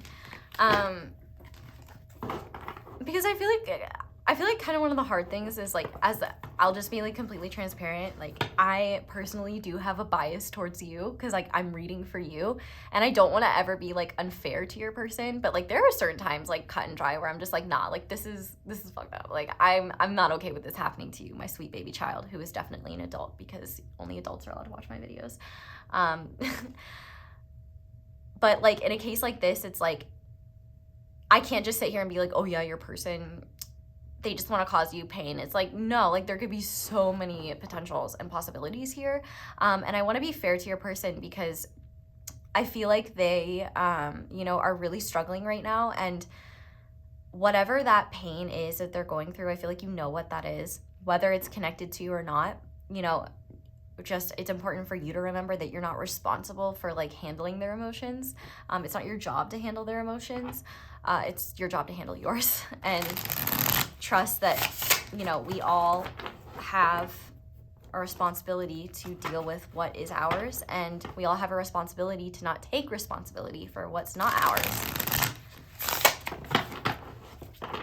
But with that being said, let me turn this bitch up, right? Why am I calling things a bitch? Like, it's not a nice word. And that's the thing, like, harsh, brutal language is so normalized. And I think as we get more sensitive, it's like you realize, like, oh, that's not really a nice thing to call myself, or, oh, like, that's kind of a harsh word. But we don't know till we know, do we? So, Spirit, I'm going to ask how these connecting energies will materialize for you personally and with your person. So we'll pull 2 cards. So Spirit, how will these connecting energies materialize for pile 3 individually? Oh, okay. And how will these connecting energies materialize when it comes to their connection with their person? Wow. So this is a unique card. This card says sober. This is a unique card to this deck. And wow, okay. So I feel so called to say, like, this period of time where things are slowing down is so essential and so important to your healing. Like, this is the energetic equivalent of, like, when you break a bone and you literally need to rest, when you are sick and you need to rest. Like, you know, our society does not create space the way it should for, you know, the more subtle energies. because a lot of people don't even believe they exist, which is a whole other issue in of itself, and it's okay to not believe in that, but it is hard for the folks who know it's real and feel that it's real. And I feel like in your case, maybe one of the things you've been struggling with is like, I shouldn't be this like affected by this, or I shouldn't be, let go of the shoulds, because no matter how hard you are trying to love yourself, you cannot love yourself when you're shoulding yourself. When you're shitting yourself. Shoulding, shoulding. That's not, I don't even think that's a grammatically correct word, but yeah, I'm using it. I remember one time someone commented and they were like really upset at me because they watched my videos to learn English, and I'm like, what are you doing watching my videos to learn English? Like, you want a tip? Watch someone else. Like, you're not gonna get good grammar lessons here. Anyway. With the Four of Wands here, I definitely think that this is a valuable time for you to recalibrate and come into union with yourself, because I definitely think that if you're the type of person to be more sensitive and more malleable to other people's energies and intentions and desires, it can be a lot harder to get in touch with yourself. And I will say from from personal experience, like I need to go away from the world in order to get in touch with myself. And I think that sometimes we can feel really guilty for that, because, you know, we want to be engaged, we want to be present, but, you know, in order to be engaged and be present, we have to have those times away, and those times of just, you know, being there for us and being there for our rest. And I think that in your case, like, this is going to materialize as you coming back home to yourself in a very important way. And maybe that is too just like you reclaiming your home, or maybe just reclaiming space in your body to feel safe. There's just this very important energy of the Four of Wands, like celebrating yourself, celebrating your existence, celebrating life. And if you notice, there's nobody in this Four of Wands, which I think is very cool, because I think it's symbolic of the fact that this is a union of like your own experience, and this is about you, like this card's for you. So I really do think that your job with how these energies are shifting is to really connect with yourself, and rather than judge what comes up and what comes through, accept it from a neutral stance, and you know, be with yourself in a way that's like, okay, this is here, I accept that. What are we going to do about it? Can we do anything about it? What is the move here? How can I support myself? Do I need to ask for support? Do I need, like, this is really about you reconnecting with your needs and reconnecting with your own intuition and reconnecting with your own sense of purpose. And I think that this is a very important time of rest for you to really like get in touch with yourself again. And for some of you, if this is like an intense relationship, you know, I think those times apart are all the more important, because intensity isn't inherently bad, but if someone has a more dominating like energy, if they just have a more powerful or more potent energy, you know, it can be very easy to take on theirs and take it on as your own too, even. And so like this pain, for example, from your person could be like, you know, maybe they haven't done anything, like there hasn't been any like pain that's happened between the two of you, but you know, maybe your person is just in a lot of pain from their life, from their experiences, and you know, it's too challenging, it's too much to be around it all the time without regulating yourself. And maybe that's what you're doing right now. But this period of time is about you coming home to yourself in a very significant way. And I feel like this really big urge to say that, like, you know, if you're not in that group where it's like you need to protect yourself, if you feel that this person wants to cause you direct harm, for everyone else, like, I don't feel like this is a situation where it's like, oh yeah, we just stop kind of talking and things slowly dissipate. There's a lot of care here, and like I would say love, but I don't feel the urge to say that word, just because you will know if that's there in your connection. This is the challenge with general readings is, you know, some of the people coming here, it's not going to be that the connection has not reached that level of depth. And so you will know where things are at with your person, but this is what I think is really beautiful. And this is what I love about like tarot decks with unique cards in them. Because actually in the last group, like a unique card in that deck came out. And I just think it's so cool. And I was just like, ah. So the fact that we have this sober card here, you know, maybe one of the things that like your person has been dealing with is some sort of addiction that's like caused them pain, that's caused you pain. Or maybe vice versa, maybe you both. Like, you know, addictions arise in so many different forms. Like, they can happen. Like, I think a lot of us are not ready to admit like that, or social media addicts, or like, dude, addictions are everywhere, like everywhere. And maybe even one addiction could be the addiction to each other. And maybe sometimes like the healthiest thing is just a little bit of time apart so you can come back together and appreciate each other more. But more than anything, what this is about is like, what this is leading to for the both of you is the time and space that you need to really process and see things more clearly. I feel like your person isn't able to see clearly right now because of the pain that they're in and what they're processing. They're not really open to a whole lot of warmth right now. Like you literally see with this Queen of Swords, like there's ice everywhere. And in your case, which is really interesting, it looks like the ice is melting. And it's almost like the more space you take, the less influence this person's energy has over you. And I feel so like called to say that like someone can unconsciously have influence over your energy. Someone can unconsciously like psychically attack you or send negativity your way. And I would say more often than not, it is unconscious. It's literally just like peopling.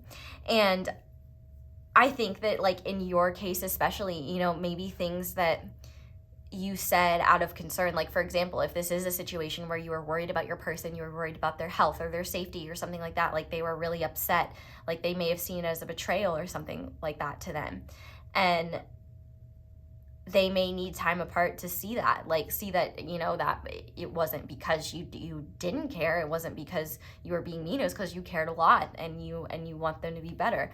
I feel like no matter what this sober card is really speaking to, which Spirit does want me to read what the card says, so I will do that if I can find the deck, but I don't know if it is here. Yes it is. Okay.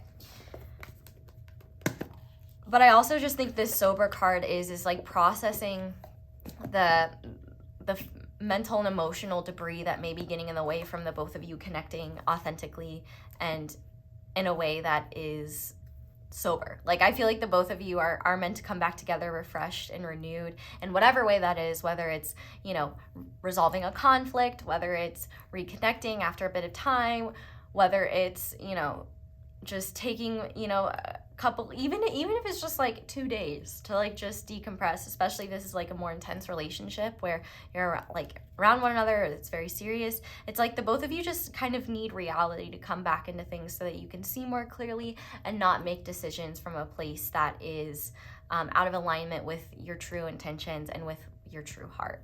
So let's see what this, oh, well, guess what? Never mind, because okay, yay. I was like, well, I don't read Mandarin, so that's like, that's not gonna have to, that's gonna, yeah. But yay, okay, there is also English. So, okay, the real question is we have to figure out where it is. It's probably in the back then, if it's not with the other major arcana. Let's see. Special cards. Okay, yeah, sober.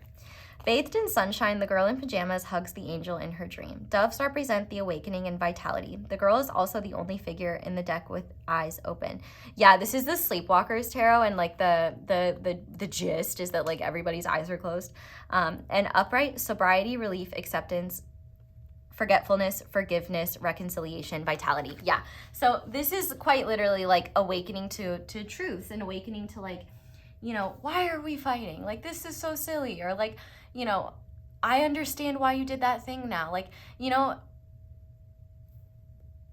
for example, like if you wanted this person to get help and they felt that as a betrayal, you know, maybe they need the time and that space to get help, and they will be like, you know, thank you.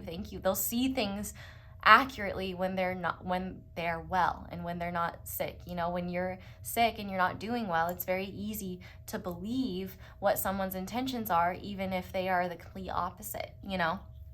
So I think that this is really beautiful, actually. And this is a very, like, this is the opposite of a negative reading. This is a very positive reading. Like, even if you're in that group that's like, especially if you're in that group where you're like, I feel like this person could like try to intentionally cause me pain, like, good, get away from them. Like, you should not be making yourself vulnerable to that type of person. And you should wake up to the fact that you deserve way better. And I'm just going to be completely fucking blunt with you. If you, well, you are my friend. Like, I start this video with hi friends for a reason, but if you were sitting down with me and you were telling me about a person that like intentionally wanted to cause harm to you, I would be way less calm than I am right now, and I don't sound very calm. Like, I am not okay with people accepting bullshit treatment and abusive treatment, no matter what kind. And that is not me to be like, of course, like, it is a complex situation. I understand that. I have been in that position. I understand. That's why I feel passionately about it. But I'm just like saying, like, it is a very positive thing to get away from abusive people, abusive situations. And I'm not saying that that is the case. Like I said, that's a small group, but like, I still have to talk to that group, even though they may not be part of the greater cohort here. So, you know, there can be a lot of different things going on with different energies. And that's what I love about this stuff, and like, you know, the magic of reading energy. And I mean, I'm a medium, but you know, I do read tarot cards and them working with the cards, and yeah, it's just all magic, and you're magic, and you deserve to see your magic and see your worth and recognize that, like, you know, for some of you, like, sometimes the healthiest thing is to take a little time apart and work through things and come back together when you've got a clear head. Sometimes the best thing to do is just take that space and get well and, like, you know, reconnect. Like, there is an importance to that. And sometimes a step away is a step towards the type of connection that you want. So I definitely see that here, and I think that that's really awesome. And I would say really embrace and lean into what your body, what your mind, what your soul, and what your heart is asking of you. If it's asking for more nourishment, if it's asking for more space, if it's asking for less noise, whatever it is, like, please honor it and respect it, because you need it. You need that rest, you need that care. And, you know, if we don't show it to ourselves, it's a lot harder for us to believe that we're worthy of it, and it's a lot harder for us to recognize it in the world and receive it in the world when it comes to us. So definitely do that. Anyway, let's see something that your person wants to experience with you.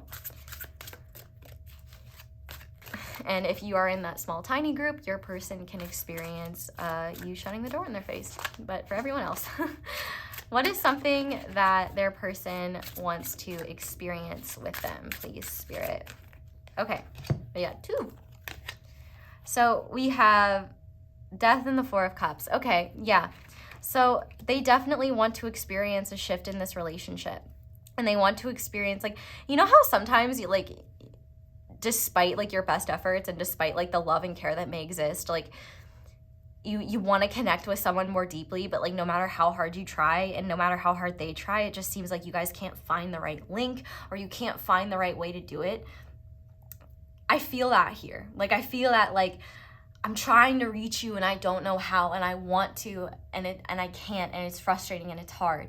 And it's like, I don't know what the solution is, and I'm very frustrated. And I really feel, you know, your person's energy in this Four of Cups. It's like, you know, the Four of Cups can also talk about, like, apathy and depression, and, you know, which, I mean, I kind of see depression as apathy. I mean, that's how I experienced depression. It's just like major apathy and gray, like not even sadness. And that is a painful ass thing. Like, and usually that apathy comes from, like, feeling so much pain to the point where you're just like, your body can't handle it anymore, and you're just like, all right, like, no, I'm shutting down. Like, everything's gray now. I don't have the capacity for color, for life, for feeling and experience. Like, and my heart goes out. Like, even with a spiritual connection, you know, like I literally like the past 2 or 3 weeks been dealing with my like mental health issues hardcore. Like, well, not issues, like they're healing, and like, but you know, even with this great amount of healing, even with growing and evolution, like sometimes your mental health is just not going to be the best, and sometimes you have to go back and be like, hey, sometimes it's not a spirit thing, sometimes it's just a brain thing, and sometimes it's a like, hey, maybe we need to go out and do something, you know, have fun, have a little variety. I wouldn't say that I'm in a place where like things are like I would need help. It's I don't know why I'm talking to you guys so much. I'm just saying, like, it's okay to not be okay. And that even, and the reason why I'm talking about my experience is just because I don't want you guys to sit here and think like I have things figured out. Like, I don't even have your entire reading figured out. Like, I'm like putting all the pieces together. Like, we're all doing our best. And, you know, I think one of the hardest things about mental illness is that, like, we can be so hard on ourselves, and it can be one of those things where we want to connect so deeply, but, like, it's so painful, and it's so hard to even just face what's going on. And, like, you know, and that's where it's just so important that we're compassionate with ourselves, we're patient with ourselves, and we're respectful to ourselves, and we don't shame ourselves and make what is already a really hard experience any worse. And by doing that, like, that is an act of self-love, a radical act of self-love. And when we do that, it becomes a lot easier for us to give that to others and be more patient and recognize, you know, they may be struggling with something, they may be going through something. And, you know, I really feel like in your person's case, like, they have this deep desire to shift the energy of your connection. They don't want it to be like this. Like, with the Death card being here in the Four of Cups, like, they want to end the status quo between the two of you, whatever it is right now, where you're either avoiding each other, walking on eggshells, or whatever it may be. It's like your person, I think, also wants to experience more light in their life. Like, they don't want to be in so much pain. They don't want to be in the cold. And, you know, I think one of the hard things about that is that sometimes we can just create, you know, we can come to forget that, like, that it's possible to feel good, that it's possible to, you know, be optimistic and to have hope. Like, it is very, very easy to forget that when you're in a dark place. And I think that your person just really desires to experience more lightness and more, and be able to hold more space for you. I feel like that's one thing that they maybe feel ashamed of, is that, like, they're not able to hold space for you in the way that maybe you hold space for them. And I think with this Death card being here, I really feel like they want transformation, not only in themselves, but with you. And they want to find the solutions to get past whatever blockages have been there. And, you know, I think what's really beautiful with this Death card is, like, they really just want to end these, like, chaotic, painful, conflicting emotions, and they want to end the uncertainty, they want to end the disempowerment, and they want to end their own feeling of, like, a lack of control around the behavior that they're ashamed of. I definitely think that there are things that they would never do if they were in their right mind that they have done when they've been in a really bad place, and they don't want to be that way. They don't want to even have the fear of giving into a lower impulse. They definitely, for sure, want things to change here. They want to experience a profound shift here. And I think for a small few of you, especially those of you where you're like, I don't think that this is, like, conducive for our growth, I do think it could be that, like, maybe mutually the both of you want, like, to go your own separate ways and, like, end things on good terms. But I think for the vast majority of you, it's like, especially with these cards, like, I just want to shift, you know, where things are at. I want to heal our relationship, or I want to heal ourselves so that we can connect more deeply. Like, I want to transform, grow, and change, and end whatever unhealthy and unhelpful dynamics have existed between the two of us, which I think is really beautiful. And, you know, honestly, like, readings like this are so meaningful and so special because, you know, this is the human experience, baby. This is the mess of connection and relating and, like, being a human in a body and, like, you know, balancing unity consciousness with separation consciousness, and like balancing your own light with all the darkness in the world. Like, man, being a human is hard, and we all just need to be more patient with ourselves and kind with ourselves. And thank you for being kind to yourself. I know that you are. And if you're not, I kindly ask that you do. If you can't do it for yourself, do it for me. And do it for me until you can do it for yourself. Okay, now I want to see how you can create, well, I'm going to have to ask this for both you and your person. So, because there's been an emphasis on closeness and intimacy with yourself. So, you guys are going to get a double question again, and I'm going to ask how you can get more closeness and intimacy with yourself and with your person. So, Spirit, how can pile 3 create more closeness and intimacy with themselves? Yeah, we have the 9 of Swords. Okay, so maybe that depression talk, oh, that makes me want to cry. Like, I hate to, like, it breaks my heart to know you guys struggle and suffer. And, like, that's why I do what I do. Like, I love you guys so much, and I don't have to see your face or know what you look like to know that you're a person with a heart and a soul and dreams, and you deserve to feel good, and you deserve to have, like, a good life, and you don't deserve to be stuck in your darkness. And I know how hard that is, and I know how much it fucking sucks, and I just want you to know that you don't have to stay there, and that in order to get out, you have to face it, and you have to be honest with yourself about where you're at. And this 9 of Swords is really important because this problem may be beyond what you can solve on your own, and it may be time to ask for help, and there's no shame in that. I'm going back to therapy. And it's not because like I'm like in a bad place. I'm like, actually things are really good. I would like them to be better, and I would like to make sure that I don't fall back into a really bad state. You know what I mean? Like, I found that like I need it for like the more practical stuff, and just like encouragement that like, yeah, I'm not the worst person in the world for not, you know, finishing my laundry. Like, and I think that's important. Like, and I feel like that's the thing too, is like we don't need to wait to ask for help when things are really bad. Like, we can just ask for help if we know that we could benefit from it. Like, and I also think too, you know, it's so easy to convince ourselves, like, we're so good at like adapting to our circumstances that we can not even realize like how much our psyche is taking a toll on us. And I definitely think in your case, you're really being encouraged to deal with these intense thoughts, because we already saw this overthinking energy here.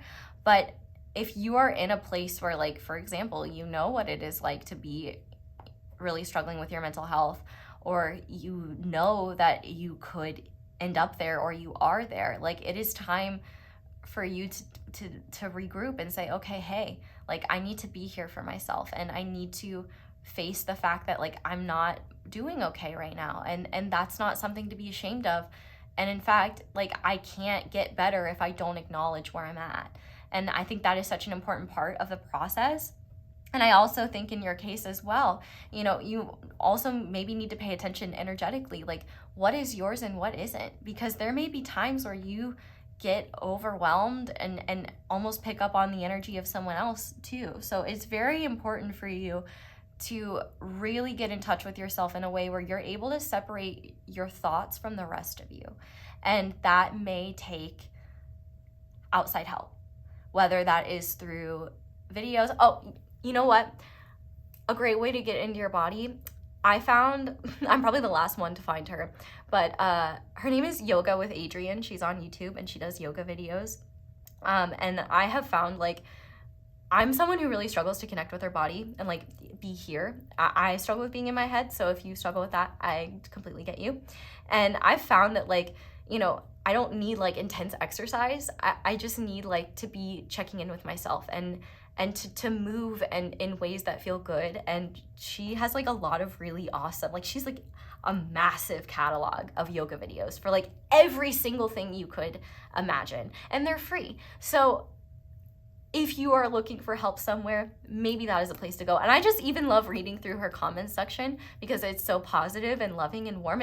And by the way, thank you guys for keeping my comment section so positive and loving and warm. Like, I think it's so awesome that we can cultivate these like great, like these loving spaces in such a decrepit, dark place in time and space, aka the internet. But how you can connect with yourself is by recognizing where you can, recognizing in general what's going on within you, recognizing what's going on in your head. And if you don't know what's going on, or you know that it's out of your wheelhouse in terms of handling, saying, okay, what do I need to do to get help? And just, you know, don't underestimate free resources. Like, the internet is abundant. There are abundant resources out there. You just have to try, and you just have to be willing, you know, to be persistent, because the first thing may not work. You know, the first 5 things may not work, and it's easy to get discouraged, and it's understandable. You know, like, one of my hesitations with therapy is always because I, like, you know, it's really frustrating to like start going and unload stuff and then be like, I don't gel with this person, and then, you know, to go through the process again. It's hard, it's challenging. It's taken me a couple years to get back on the bandwagon, but, you know, it's better. Well, it's not even late. It's better to do it than not do it at all. You know what I mean? And yeah, I'm being very candid with you guys, especially considering we're not even in the, like, I'm usually a lot more candid in the extendeds, but maybe you guys needed that candidness today. And to just know that you're not alone, and that, like, I resonate with a lot of like what you're experiencing, and I just want you to know that, like, it's okay. Like, it's not a sign that you're a failure. It's not a sign that you're doing anything wrong. It's not a sign, like, it's just a sign that you're human, and it's just a sign that, like, you know, things need to change in order for you to feel better, and that's okay. And we're not meant to feel amazing all the time, but, you know, chronic, consistent, horrible feelings, or the lack thereof, yeah, that needs some intervention. So definitely what you can do to create more intimacy with yourself is not shy away from what's going on within you, because that's what's going to help empower you to overcome what you feel stops you and what you feel disempowers you. You know, it's kind of that thing where, like, you know how shadows make everything look scary, or like at night, like a tree can cast like a weird shadow that looks like really scary, but really it's just a tree, and like you just need to see it in the light to be like, oh, that's what this is. And when you look at things in the light, they become way less scary, because you realize it wasn't scary in the first place. It was just a thing within you that was saying, hey, I'm here and I need love and I'm not being acknowledged, so I'm gonna make a stink until you start paying attention. And it can take a while to pay attention sometimes, but that's still a very beautiful thing. Anyway, that was quite the speech for the Nine of Swords. Okay, let's do your person then. So, Spirit, how can pile 3 create more closeness and intimacy with their person when the time is right to do so? If the time is right to do so. We have the 3 of Wands here, which I think is really interesting. I think an interesting way to connect with your person, one, is intuitively, psychically. Like, when you think of them, or when you feel their energy, send them love, send them healing, unless you don't want to, of course. But when you feel like you want to connect with them, but you're not ready to connect with them, say via like communication, like connecting with them energetically and just being like, and just sending them love, or being like, hey, I miss you and I care about you, and, you know, I hope that like you're doing the healing you need to do. Like, that's big as well. But I also think ways to create more closeness and intimacy with them is to talk about your dreams together. Talk about like your childhood dreams, talk about your hopes, your wishes, your fantasies, and like your values and your goals, and what you both want for the future. I feel like that is a way that the both of you could really bond. And I also think too, making plans that are like mutually constructive that the both of you have to look forward to. I feel like one thing that could be really beneficial, especially if like you're in a serious relationship with this person, or think you may be in the future, like I think a good thing to create more intimacy between the two of you is to be checking in with, you know, hey, like, what's something you want to do together? Like, what's something you want to experience in the future? Like, what did you always want to do when you were young? Like, that, you know, maybe you haven't considered, or like that maybe you want to try now. I feel like this is a lot about like envisioning the future, and also like being consistent about your boundaries.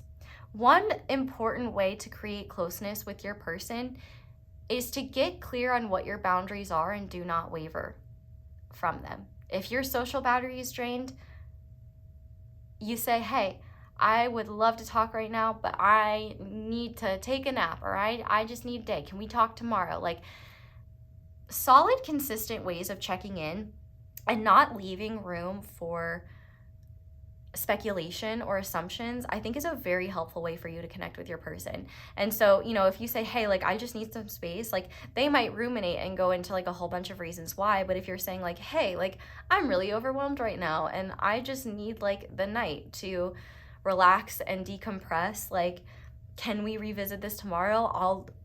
I'll reach out at this time. Like, I feel like your person could really just benefit from clear communication. And if that's something that you're uncomfortable with, I think that's where you need to get in touch with that, because, you know, it's really easy for like people who are used to people pleasing to have a hard time like being honest about their needs and like be open with communication, and that can lead to a lot of pain and a lot of hurt. And people pleasing doesn't serve anyone, especially not you or the people you're pleasing. So I think the biggest thing is like, be honest about what you're able to give and not. And like, you know, if you need more time, like maybe you need more than a night to relax and decompress, then say that. And if you don't know when that is, say, hey, I am like, be so clear about where you're at. And if they want to speculate after that, that is their right, that is their freedom to. But at the very least, you can lay your head on your pillow at night and be like, I was clear, I was firm. And, you know, boundaries are not put in place because you want to keep someone away. Boundaries are put in place because you want to keep the connection healthy and you want to connect with them. And I think maybe communicating that could be like a helpful thing, and be like, listen, these boundaries are not here because I don't want you to be in my life. These boundaries are here because I do want you to be in my life.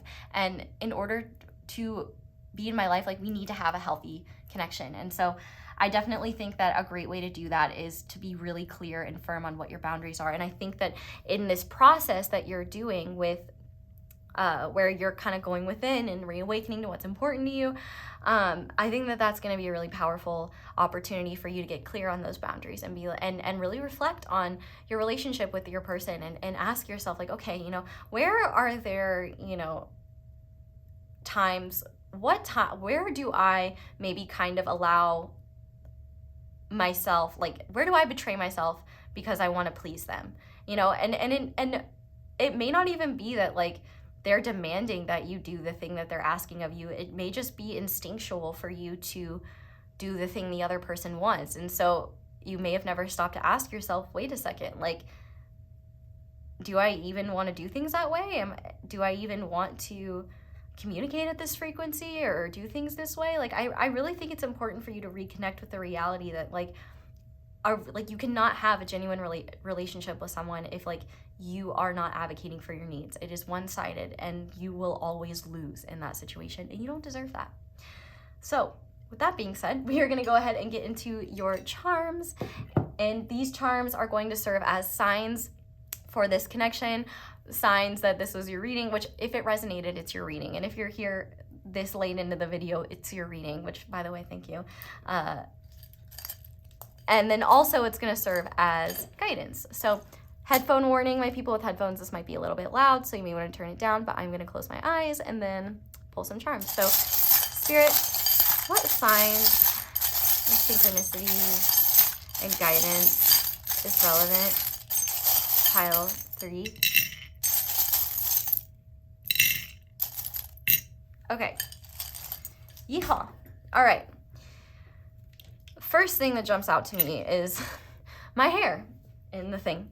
Okay, the next thing that jumps out to me is not my circus, not my monkeys. And would you look at that? We got a little monkey right there. So not only do you need to be, well, I won't say you need, you don't have to do something, because need and should go really close together, but I do think that for your mental health's sake, you do need to find a way to be there for yourself when it is very stressful, to know that like you are unable to be there for someone else when choosing yourself. I understand that it's a hard thing to do. It is.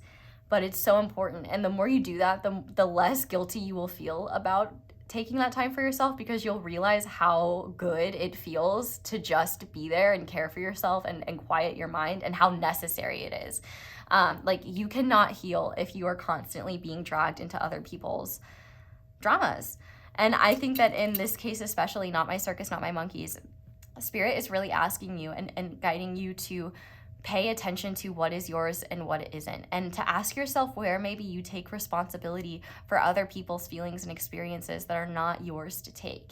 You know, I'll use me as an example. There are times where like I am holding space for emotions that may not even exist. Like, I'll just be like watching a TV show and I'll think about like the actor or the person and be like, oh, like that might have been a really uncomfortable scene to film. Like, I hope they're like okay, or like that might have been really hard. And it's like, maybe they were super excited. Like, maybe they had no problems with it. Like, I just kind of realized, and that's just a silly example. Like, it can happen in a myriad, like millions of different ways, but where it's just like, you kind of like almost are like empathizing with someone when in fact they may not even have those emotions or those experiences. And like, you may be holding space for emotions that don't exist, or holding space for like emotions that aren't yours out of fear that you are somehow like a bad person if you don't. And it is so important that you let go of that, because it's going to be so much harder for you to have a sense of self if you're not even sure what is yours. So Spirit is really saying like, we need to pay attention to your own monkey mind and pay attention to what is not your monkeys and not your circus. You need to deal with your own inner circus, and other people can deal with theirs, and they have the free will to do that in any way they choose. And it's not our job, and it's not up to us to tell them how to do that. But we do have salty here. So yeah, I do think there could be some salty feelings from you or your person, or both, vice versa. And I do think that this time apart, or this time of just slowing things down and kind of decompressing, regrouping, I think could be a very important time for the both of you to like kind of just cool down and see things more clearly when you're not when your perception is not being jaded by your emotions and the intensity of certain experiences. I feel like Spirit's just really encouraging you to like move through the emotions before you make a decision. Like, you know, don't take action from a place of reactivity. Take action from a place of authenticity, from your heart. And you know, we have this little heart with the pearls on it, and I just see those as pearls of wisdom. And I think one of the very important things is like, you know, when we disengage from our heart space, and when we first of all miss out on like so much in life, but also, you know, what the heart leads us to is not always what the ego thinks it'll be. You know, we always assume like there's these like silly narratives that like, oh yeah, it just the phrase, and they lived happily ever after. You know what I mean? Like, you know, that is a creation. That's a story. Like, happiness is not a constant state, and the belief that it should be is something that causes people pain. And a lot of people, I think, are so afraid and unable to deal with the emotional pain that they have that they do shut down, and that's completely understandable. And I have so much compassion for that. But in your case, like, Spirit is really encouraging you to not turn away from these experiences that move your heart, that grip your heart, that break your heart, because it's these things that give you the strength and the wisdom necessary to engage with life in powerful ways and in authentic ways. Like, you're here to live, you're here to experience, and like living from your heart is the most wise and empowered thing you can do. And that's what Spirit's really saying, is like, the more you learn how to honor your heart and not let the machinations of your ego or your mind get the best of you, the more you will realize like you have so much strength when it comes to how you choose to act in the world, how you choose to be. And sometimes it just takes growth and maturity. Like, I think I'm getting better at tempering like my emotional experiences, I say, as I like cried in this reading and also got like really sassy. But I'm reading, and that's a different scenario. Like, I think when we're younger, it's a lot easier to just like be swept up in our emotional experiences, and like that's normal and okay. But, you know, the sad thing is that it can deter you from wanting to have those experiences entirely. And what Spirit is saying is, please don't shy away from that, because you're gaining your greatest wisdom here. And also too, like, you know, whatever this connection is meant to be between you and your person, like, the conflict you work through will bring you closer together, and it will also give you wisdom and help you understand not only yourself but each other more, and it will lead to more connection and more understanding and more compassion and patience. And who doesn't love those things? I love those things. I hope you do too. But we also have never underestimate me. And I definitely think that like this is one, Spirit saying to not underestimate its power, and like the power that it can have to heal, to lead, to guide, to bring you where you need to go. But also I think that Spirit is asking you not to underestimate yourself and not to underestimate your person. Like, every saint has a past and every sinner has a future, and we all have the ability to grow and evolve. Like, a lot of the things that we call our personality are just perceived, or just behaviors that we have found make us feel safe. And the more we face those fears, the more we realize there's so much more to us than we could ever imagine. And we won't figure that out until we, you know, have the courage to try. We also have the Moon. And I think that this is a really important card to come out, because the Moon card talks all about secrets, deceptions, illusions, but it's also intuition. It's also psychic ability. It's the nighttime, you know, and the Moon has phases. The Moon is not like the sun. Well, I guess the Moon has phases because of the sun, right? I don't know. I don't know things about stuff, but I do know that the Moon has phases because I see it and we talk about it. It's a shared experience. And I think in this case, like, I think one thing that Spirit is saying is that there are phases of a relationship and cycles of a relationship. And like, it's not going to be hunky-dory all the time, and that's okay. Like, and it is essential. And it is those times where things are not hunky-dory, where you really see, like, is this compatible in the long run or not? Like, you know, can we grow from this, or is this not compatible? And also with the moon card being here, it's a charm, but it's a card. Well, it's technically a pin, but I'm calling it a charm. It's reminding you not to let your assumptions and your fears get the best of you, because what you may think is the absolute truth, you may be so sure that your person thinks that a certain thing or believes a certain thing, and that may not be true at all. You know, when it's dark, it's hard to see clearly. It's like, and that's when most people are sleeping, and that's okay. I definitely think that this Moon card is here to remind you that, like, it's important to recognize that we may not always have clarity, and we may be falling into illusions and deceptions, especially within ourselves, that keep us disempowered, that keep us disconnected, and that keep us fearful of facing what we're avoiding. And I think in this case, Spirit's really saying, like, don't jump to conclusions, don't make assumptions, and also flow with what is. Like, the Moon doesn't stay full, and the Moon doesn't stay new.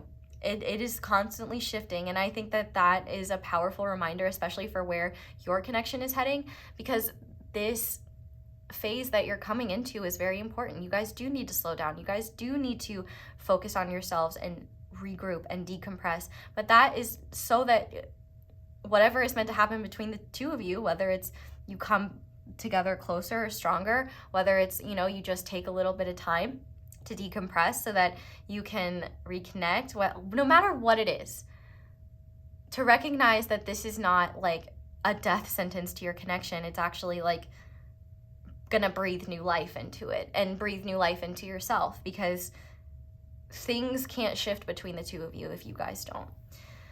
We also have the dinosaur. And I think that this is really interesting because I wonder if you and this person go way back, like, and by way back, I mean like beyond this lifetime. You know, past lives can show up in so many different ways, and we can experience like a lot of lives with the same souls and just in different roles. That rhymed. And I feel like you and this person are working through a lot of like past life energy together, and like, and whether it's directly related to each other or whether it's, you know, just experiences in general, I feel like you and this person, like on a soul level, have history. And while that history doesn't have to dictate what the future of this lifetime is between the two of you, I do think that spirit is saying, like, if you feel sometimes like you are overly affected by this person, or that you are affected by this person in a way that you wouldn't be if it was someone else, I think that their spirit's trying to like fill in those gaps of understanding by saying like, well, you guys run a lot further back than maybe you consciously recognize. And I think that your soul will, or you might get chills, or you might just feel this like instinctual knowing, and like I feel like you'll feel confirmation in your body somewhere. And pay attention to where that is and how it happens, because that may be an opportunity for you, like when you're connecting with the universe more, like when you're asking for confirmation, that feeling, maybe ask spirit, like, you know, for confirmation, like, give me that feeling again. And then, you know, if you don't get it, there you go. If you do, there you go. Just a helpful way maybe to connect with the universe. But we also have the teddy bear here. And I see, so bears and dinosaurs could be significant, as well as ducks and monkeys. A lot of animals here. Maybe the zoo is significant, but I always see this bear as like inner child healing. And I do think that there are things that maybe you both are projecting onto each other that are just like stuff from your own like respective childhoods in this lifetime, that you're working through and growing through. And but also I think that this is a reminder that both of you need softness, not only with each other but with yourselves. And the more softness that you give to yourselves, the easier it will be for you to show up in this situation with softness, because like you can be soft and strong. Like you can be both protected and open. Truths can coexist, and when you find that balance, it can be very powerful. So we also have the apple here, and I see this as a huge sign to not give in to temptation, especially when it comes to the temptation to like feed a petty desire or feed a fear, like the temptation to not care for yourself when you feel like crap. You know, maybe you do just need to give yourself a day and like go to bed, but you know, it's very tempting to like not want to care for ourselves when we're not feeling great, and then that can easily spiral into like it getting worse. So pay attention to temptations. Like temptations can be many things, and I feel like there's a specific few that society focuses on as temptations, but there are a lot of different temptations. And I feel like if you're really find yourself like judging this person or really getting angry at them, I feel like you're really being encouraged to remember, like, you know, they're human too, they're going through their experiences, and you know, what especially bothers you about them, maybe ask yourself how that is reflected in you. Why does that bother you so much? Is there a part of you that resonates with that, or is there a part of you that is particularly bothered by that? Like, I think there's a lot of exploration there. But we also have the duck, and this is just making me think of our queen, Jinx Monsoon, when she says water off a duck's back. I feel like spirit is really encouraging you to not let the small stuff get to you, and not let things permeate your being. You know, when someone says something unkind to you, water off a duck's back. You know, when you feel intuitively like someone's mad that you're not investing more time and energy into them when you don't have it to. And even if you did have the time and energy to, you still don't have to if you don't want to. Water off a duck's back. Like, I also think too, you know, ducks float. I feel like you're also being encouraged to not avoid your emotions, and like you may need to kind of dive more deeply into them, and that may require you feeling them and expressing them, and that's okay. You're encouraged to do that as well. Maybe also a bath could be a great opportunity for self-care if some of you need permission to give yourself like a good nice bath or shower, just cleanse yourself. Like that could be a good thing just for some care. But also I think cleansing in general, like that's what this time apart, or like this time of slowing things down and regrouping is about, is literally just cleansing, healing, so that you can come together, or whatever it may be. That's up to the two of you in an authentic, aligned way. We also have the heart key. So I definitely think that Spirit is saying like the key to healing in this situation is coming from your heart. And coming from your heart will open up new energies with each other and open up new conversations, new ways of relating, and new ways of connecting and healing that didn't exist before because you weren't coming from that place. Or maybe if you were, you weren't always coming from that place. You know what I mean? But we also have the Sun. And I feel like in this case, since it was like face down, I think Spirit is really saying, you know, the light is coming by facing the shadow. Like that's what, you know, people, we all, I think, can avoid shadow work at times because it's just like, I just don't want to like look at that. I don't want to deal with that. It's like the messy closet, you know, like I don't want to deal with it. Like just keep it hidden. But it's like once you face it, it feels so good. And once you look at things, you realize like, oh, it wasn't as bad as I thought. And also with the Sun and the Moon, Leo, Pisces energy could be significant here. I also forgot to mention with the Queen of Swords, there's Aquarius, Gemini, Libra, but like they don't have to have those placements. It's just about energy, not astrology.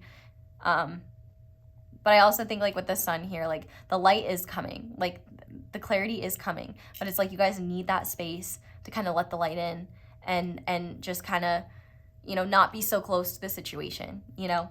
Because, you know, the way that we look at something when we first experience it or when we're in the midst of it is a lot different than how we look at it once we've gotten through it and once we can see it from a lighter perspective. We also have, I can't read this, so I'm going to have to take this. I don't care if my best sucks. I'm doing it anyway. I love this. Okay, yeah. No, this is your vibe. This is your assignment. Like, I don't care if my best sucks. I'm doing it anyway. Just do your best. And with like the little bat being here, you know, bats are all about release, and bats are a big thing of like facing your fear. I binged a bunch of the Batman movies all at once. And, you know, I loved like the analogy, especially in the Christian Bale ones. To be honest, like I think my favorite ones are the older ones because I just appreciate the fact that they didn't have like the CGI effects that they have now, you know? Like there's something just so charming about like everything being practical and like, yeah, I don't know. And Michael Keaton's a cool Batman.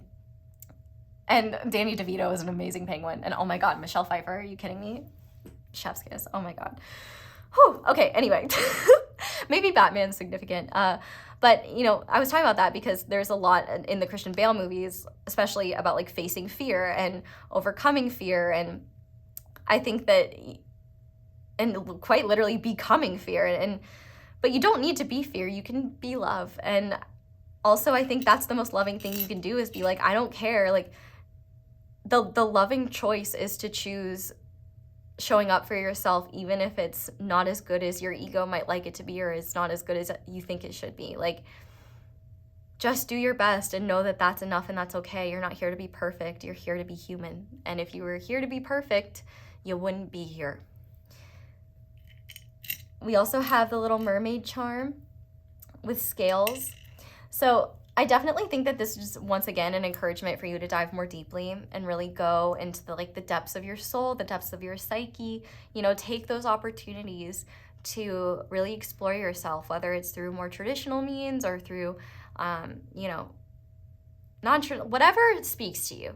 And also I'm like thinking of like a siren's call. Pay attention to what you feel called towards, even if it's something that seems like out of your interests or like different from what you would normally do. There might be some interesting healing or opportunities or growth there. So yeah, pay attention to that. But we also have N. So the letters N and G could be significant, as well as H. So H and G.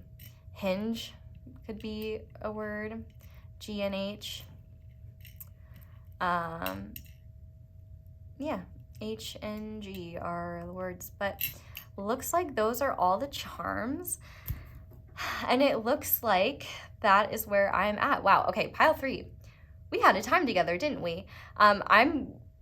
We're not done. I'm taking things over to the extended now, where we're gonna do a deep dive into your person's feelings, and like their energy towards you. We're gonna see like what they find special about you, what they would tell a trusted confidant about you. We're gonna get channel messages and we're gonna get guidance. So I really hope that that'll be useful and beneficial. So if you want to join me over there, please do so. But if you're leaving me here, thank you guys so much for watching and for existing.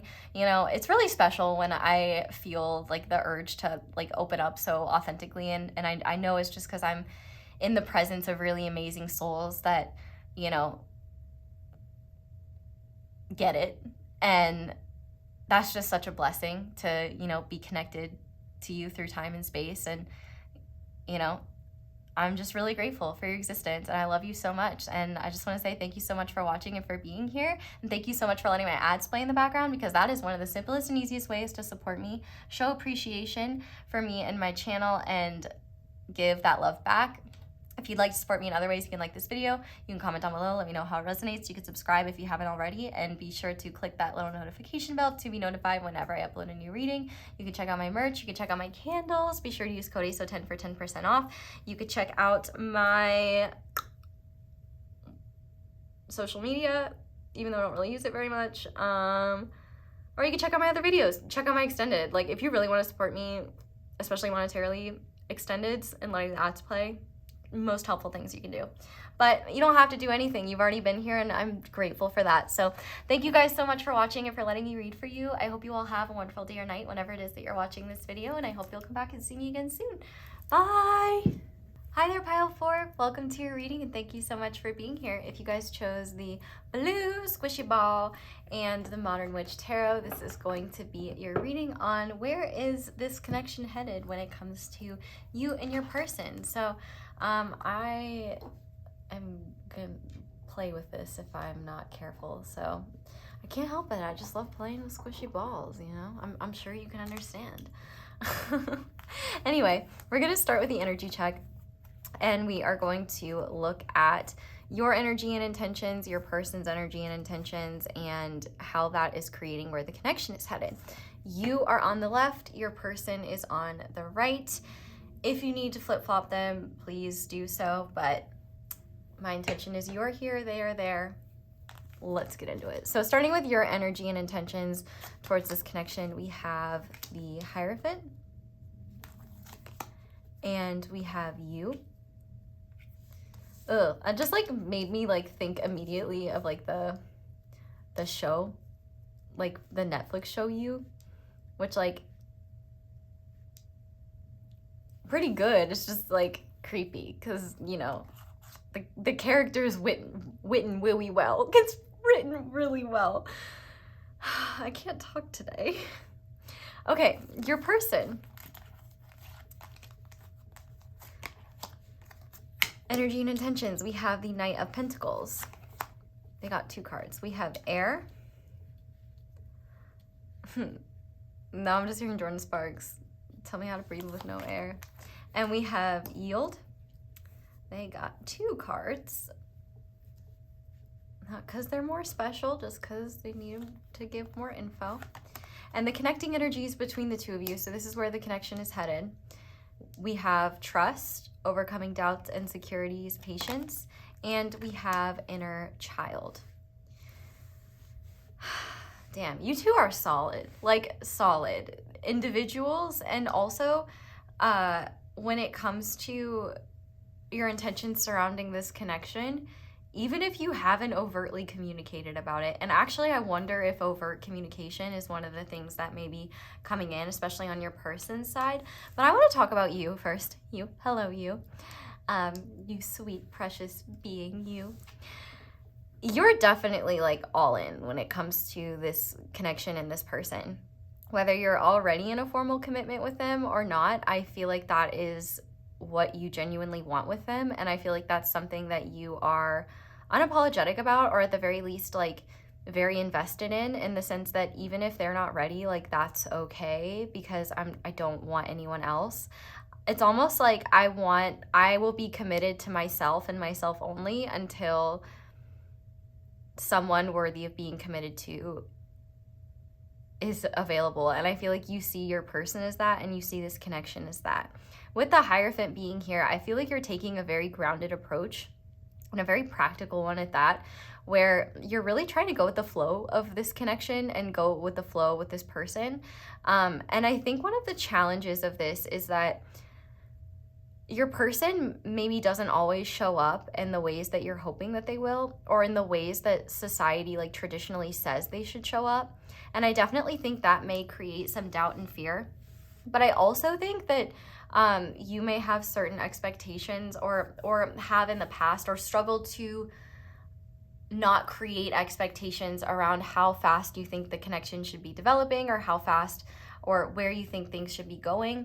I definitely think that you're very serious about your person. You're very serious about your relationship with them. And I definitely think that like you're all in. And I feel like there is a part of you that's kind of waiting on your person to catch up, whether that is literally, or your person just needs more time, or they want to. We'll get to your person, but I definitely don't think you have the full picture in terms of like your person's intentions. And I think that's partially because you have insecurities around like your worthiness, and also around like whether this person is actually interested in you, or are they just saying that, or like, you know, are they as invested in this as you are, or are they just, you know, messing around? But no, they're not. Like, I feel like you're in this precarious position where you want things to move forward, but for whatever reasons, and I think those reasons will be different depending on who you are and what your situation is, you know, the connection and the relationship, its evolution, like the timing may not be like ideal to what you were hoping for. The timing may be slower than you were anticipating. But here's the thing, like when I say you guys are solid, you guys are solid. Like, you know what sign rules the Hierophant? Taurus. Tell me a Taurus that ain't solid. Well, okay, that's unfair, because astrology is so much deeper than your sun sign, and I'm sure there's some chaotic Taurus suns out there that have some interesting placements elsewhere. But Taurus energy is very grounded. It is very stable. It's an earth energy, and your person is also showing up in an earth energy. They want this commitment as much as you do. I feel that like deeply in my soul. And because they do, they are not cutting corners on how they get there. With the Knight of Pentacles, not only do they want to be ready for that, but they also want to be in a position, or the position that they feel they need to be in order to be at the level of commitment you want. So like, for example, if you guys are already in a relationship and you're like, this is the one, like I want to get married, your person may feel the same way, but they're like, oh, but I want to be able to afford the right ring. Like, obviously that's like that's not for everyone, but like, and also like if that resonates for you, you didn't hear that from me, and you didn't hear anything, and shh. But if you're not in that group, for a lot of you, like I feel like no matter what, where your connection is, it's like there is an investment here where both of you see, and funny I say the word investment, like you both are invested in this and invested in each other, but there's this pragmatism to the both of you that I think maybe stops you guys from being more spontaneous with each other, or really just allowing for the playful, fun energy that does exist between the two of you. I feel like there is a seriousness to the both of you, especially your person, where they're like, well, I have to, like, in order to be able to you know, show up for my person, I need to cross off like XYZ off my list, and I need to do that right so that I don't have to go back and fix it. Like, I don't want to be spending time with them and then get a call that I did this wrong. But for some of you, it's like deeper than just like smaller things. It's like, I need to get like my, you know, like this person may be like trying to set up like solid financial foundations. They might be like, you know, like if I honestly, like, even if you're not in a relationship with this person yet, like, the way I said yet, just like without even thinking about it, but like, yeah, you both are committed to each other. But the awkward thing is, depending on what your relationship status is that some of you may not even be together. But there's just this like unspoken, like, yes, like it's you. And I think for your person, there's a little bit of, well, okay, number one, the reason why this is taking time is because your person is taking the time that they need. But also, the things that they're trying to, like, they have plans that I'm not privy to, which is frustrating, but they have things they need to get in order, and they are part of a greater plan that involves you. And the fact that we have air here, which literally talks about masculine energy, like, not saying your person is a man, your person doesn't have to be a man, but, you know, there is that phrase, a man with a plan. And I think at times, you know, your person is so focused on what they think they need to do and how they think these things need to unfold that sometimes maybe they don't listen to their more fun instincts, their more playful instincts, and kind of push away opportunities for connection with you now because they feel like in order to be worthy of the connection, like in order to truly enjoy and appreciate it, they have to be in a more secure position. And here's the thing, this person is like already in a secure position, but they don't perceive themselves as being that way. They feel like they need to be on your level more. Like they look at you and they may put you on a bit of a pedestal, but it's also like, but it's also because they like adore you, that they want to be a worthy investment. That's the thing that keeps coming in is investments, which like is funny because this is a relationship. This is not a finance reading. Trust me, you will not be getting a finance reading on this channel. I don't even like worrying about my own. But I definitely think that the both of you are very sure about your feelings and very sure that this connection, this relationship is something you want to explore. But there's also awareness that there are factors outside of your control that you have to like go with the flow with, and especially on your person's part. And I think maybe one of the frustrating things is that maybe your person isn't the most transparent about what they're working on and why and what's going on. But I don't think that comes from a place of being deceptive. I think that just comes from a place of like, they may not even think to do that, or they may have this like, oh, well, like, I don't, it's almost like they're just like afraid of showing more of themselves in case they're judged, or in case their plans don't, oh, that's a big thing. In case their plans don't go according to plan, then they don't have to report that like, oh, this plan didn't work out. It's going to take me longer now to do this thing. They definitely create a lot of like they create the barriers that they then destroy. It's definitely a slower process than just allowing and accepting, but it's their process. And I feel like you have come to accept that. And I feel like you are in a place where you're like, okay, all I can do is control me, and all I can do is, you know, be my authentic self and focus on myself. And I feel like you're just doing your best to like be open to your person, be engaged, be involved, but also like not put too much pressure on them, not like, you know, try like not be too demanding of their time and energy. I feel like there's a part of you, whether your person has said it outright or not, that intuitively understands like they're working, like they're working on stuff, like they're like what you both want, like they're working on it. You may already be in the position, but they're still getting there. Like, and so, you know, the hard thing for you is trusting and going with the flow. But I also think that like the both of you are creating maybe some unnecessary division between the two of you because you feel like you need to show up in a certain way, or because you are so committed to your responsibilities and your priorities. You know, the both of you are responsible. And the interesting thing too is that like both of you definitely have this like air of uncertainty around the other, like, oh, what if they pull the rug out from underneath me? But the ironic thing is that you both are really just genuinely solid people. And like, I think that you're not the type of people to, you know, just commit to something very willy-nilly. Like, And I definitely think that your person still, even though they are very sure about you, can never be too sure. And so it's like, okay, well, I want to take my time. I want to make sure, like, you know, I'm not taking things too fast. I want to make sure that, like, you know, things are headed in a pace that I'm comfortable in. Like, I definitely think that your person feels responsible for, like, taking action in the connection between the two of you. And they definitely, like, I think that they don't feel good enough yet for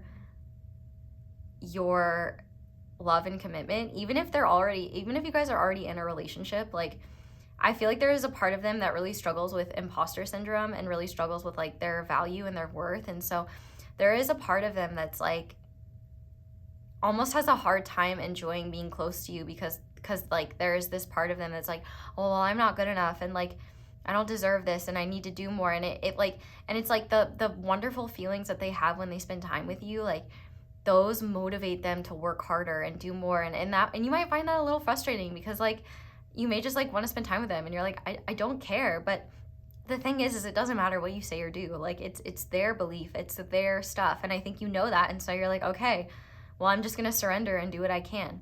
Now, here's what's really beautiful. You guys are headed in a really positive direction. And I think that you're actually headed in a direction that's more spontaneous, because I feel like your person's intentions are to be more clear with you and also realize their desires are going to get in the way of their sensible instincts. Let's talk about this inner child card. I actually want to read it because, like, there's a lot that talks about the inner child, and we talk about the inner child, but we don't often talk about what that is. So your inner child yearns for love and attention. Your inner child wants to have fun. So maybe it's time to stop taking things so seriously and listen to the message your inner child has for you. And that being said as well, I feel like the both of you do take this very seriously. And, like, that is so sweet and, like, special. And, like, you should. Like, you are very serious about each other and very serious about this. And I feel like this relationship, and that's a really beautiful thing. But I also think that maybe gets in the way of you guys connecting sometimes because you're like, oh, like, you may just overthink things and you may just, like, get in your own way. So your inner child says, I live inside your heart waiting patiently. Through all your travels, your days and nights, I have been with you. Look back through the mists of time and clouds of emotion, and you will see me. I am here waiting. In finding me, you will become whole. In knowing me, you will know yourself better. For we are one. I am the pure essence of you. I am the essence of your soul self. I am you before the world took hold and reshaped you. Let us link arms and travel this path together. A whole world awaits us. It is a universal playground. Let us jump for joy. Let us slip, slide, and rejoice at being muddied. Let us conquer all in love and play. And I think this is what I love. So where I think your connection is headed is the timing of this, I don't know. But it's headed to a place where, one, you're deepening your trust in what you know to be true about this connection and your trust in each other. But also, this is my hunch. We'll look at the tarot, but I think that your person's desires to just have fun, be silly, be free, feel light, feel connected are going to kind of boil over, and they're just going to impulsively, like, do something to just spend more time with you and have fun and play. And I think it'll be really powerful because it'll help you both realize, like, oh, maybe we've been taking this too seriously, or it'll just give you both, like, the care and love and attention you've been wanting and needing from each other. And I think this is very important. I think that, and also too, I feel like because you guys take each other and take this very seriously, it's really hard sometimes to just be playful with each other, and it may be really hard to, like, you know, be in the present moment because you're like self-conscious of yourselves and, like, oh, you know what I'm saying? And what's funny too is in your group, I found myself having, like, more trouble, like, getting words out. And I do think that your person does have trouble with that. Like, they have trouble, you know, speaking from the heart and speaking from a place, like, speaking their truth when it's more personal than just, like, you know, comfortable surface level topics. And I don't think that's because they're not capable of it. I think it's because they have had people take advantage of the fact that they have opened their heart to people before and like talked about that, and people have taken advantage of it. And yeah, and you know what's even interesting, in this Knight, like the Pentacles covering his heart. And so I feel like it's almost like your person is telling themselves that they need to build this financial cushion in order to be worthy of you. But the reality is that they're building this financial cushion because they need it in order to feel safe enough to be vulnerable with you. In the sense that, like, if this imploded, if I were rejected, if I weren't good enough, if this failed, well, at least I have some security, at least I have some stability. I think there is a part of them that is unwilling to admit that if things didn't go well with you, there is a part of them that would be so devastated that they may not have the same motivation to achieve the way they once did. Which, whoa, like, whew. There are times where, like, even I'm surprised by, like, what's coming out of my mouth, where I'm just like, damn, that's intense. And I definitely think, like, neither of you see into the depths of the other because your fears cloud what's going on.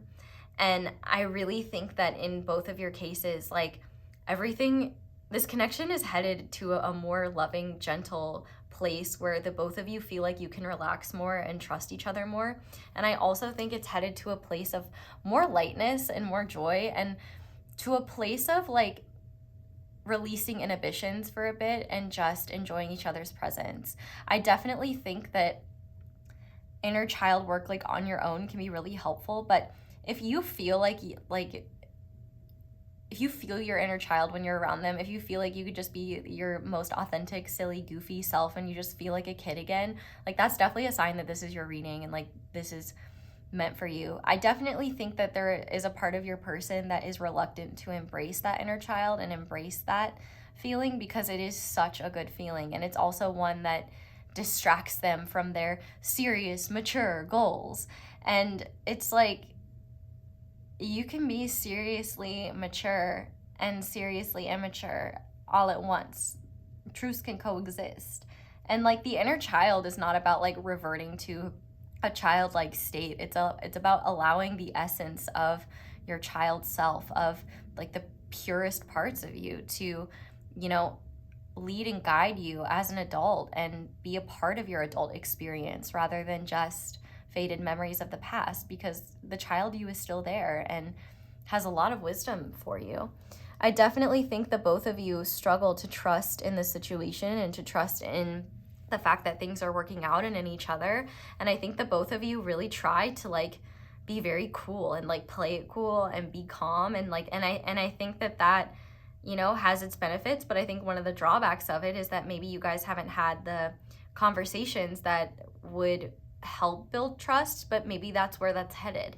I also think that your person too, they may have a hard time opening up unless they're in a space where, like, they feel like they can trust it. And so I definitely think that the more trust is built between each other, and the more that, like, you guys just continue to go with the flow, take things as they go, and, like, go, I cannot talk.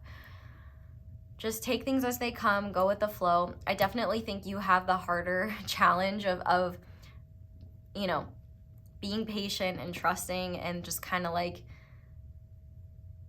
you know, giving your person the space that they need to work through what they need, while you also trust that you can just do what's best for you and everything will work out in the perfect time, in the perfect way. But I definitely think that, like, this connection is headed to a place of, like, you guys realizing that you can trust each other more than you thought you could. And also that, like, I think that if you haven't been playful with this person in a really long time, or you just haven't, like, gotten to spend, like, genuine, fun, silly time with them recently, I think that is going to happen.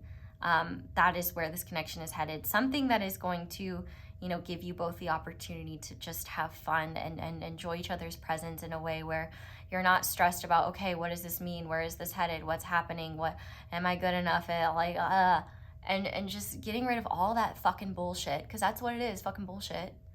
It's your brain's bullshit. Get over it. Whether you like it or not, it is. And just being in the moment and having fun with each other, because that's also what's going to make it a lot easier to have those, like, conversations of, like, you know, like,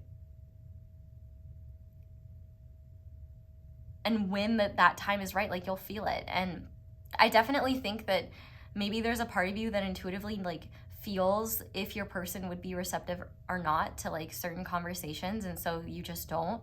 But I definitely think like your person's coming through in this throat chakra energy. So I definitely think that part of their intentions are to be more forthcoming with you. But it's almost like they just really need time to acclimate. It's like they're not the type of person to dive head first into a cold pool. They need to get in their feet first and slowly adapt. And that's what they need. But here's the thing about the Knight of Pentacles.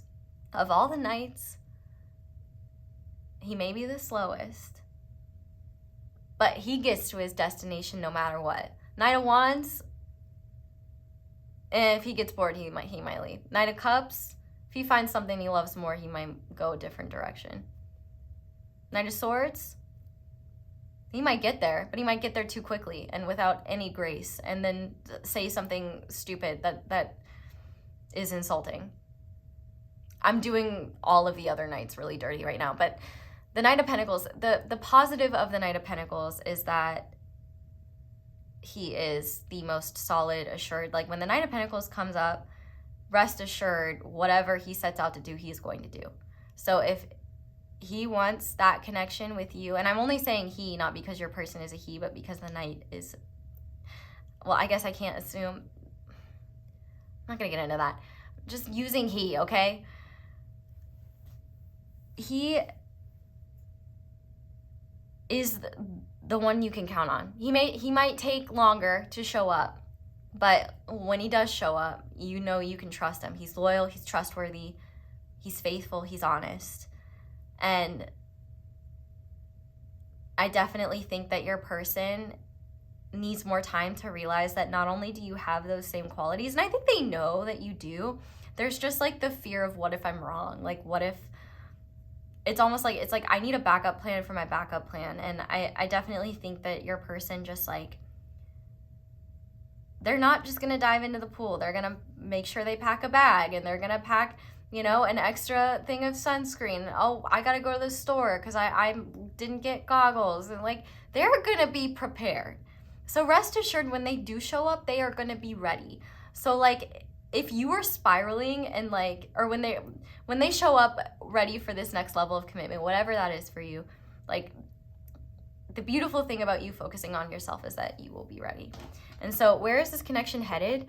To a place where you guys are surrendering a lot of expectations and shoulds, and getting back to a place of trusting in the flow of this connection and in the beautiful energy that is shared between the two of you, the lightness, the fun, the playfulness, and you know, remembering what's really important here, and trusting in the greater plan, and what is meant to unfold over time will, but that doesn't mean that you shouldn't enjoy and appreciate each other's presence and cherish like what you do have with each other. And I think the thing is too is like, if you are in a position where like you're not dating or anything like that, like you guys are just friends, but there's, you know, more feelings there, I definitely think that the both of you need time to like, well, maybe less so you. I think you've worked out a lot, to be honest. I think you're kind of just in, okay, just go with the flow mode. You know how you feel, you know what you want, and you're there. And your person is the same, they're just not there yet. Like, and it's not because they don't feel the same, it's not because they don't want it, it's because they do feel the same, they do want it, because they wouldn't be doing all this if they didn't. And by all this, I mean whatever standards and expectations they've given themselves. And they need to do that. They need to do that in order to feel worthy and okay, and like things can progress. And maybe that'll shift and change as this energy changes, but that's where they're at right now. And that's what their intentions are right now. They're on the same page as you. They just need more time to catch up to that page. It's like, y'all are reading the same book. Y'all agree on the same chapter, but you're already there and you're just waiting for your person to catch up. See what I'm saying? All right, so let's go ahead and get into your tarot now. And we're gonna start by looking at how these connecting energies will materialize. But while I'm shuffling, if you're if you are enjoying this and you would like to, there is going to be an extended, and I've really loved the extended so far.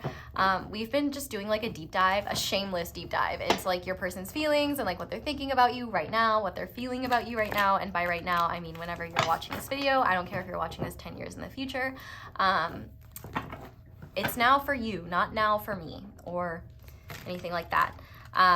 So yeah, it's gonna be really fun. I'm extra unhinged over there, and we're just, yeah, we're gonna look a lot at like how your person is like feeling, like what makes you special, what makes you stand out, how they would describe you to a trusted confidant. Like we're gonna get lots of channeled messages. I'm using a mega deck to clarify channeled messages. Like it's a good time. If you've never been to the extended, maybe think about it. If not, I'm just grateful you're here. And if you want to support me, just not in that way, leaving me a little like-ski, a little subscribble, or just letting the ads play in the background while you do something else, all those things are free and they help me so much. So thank you to everyone who does anything, and just thank you for being here. But okay, let's go ahead and start by seeing, Spirit, how will these connecting energies materialize for who? Okay, pile 4 in their person. All right, well, we got Justice. Can we clarify Justice, please? Because I think it is important we have a clarifier there. How might these connecting energies materialize for pile 4 in their person, please? 7 of Pentacles.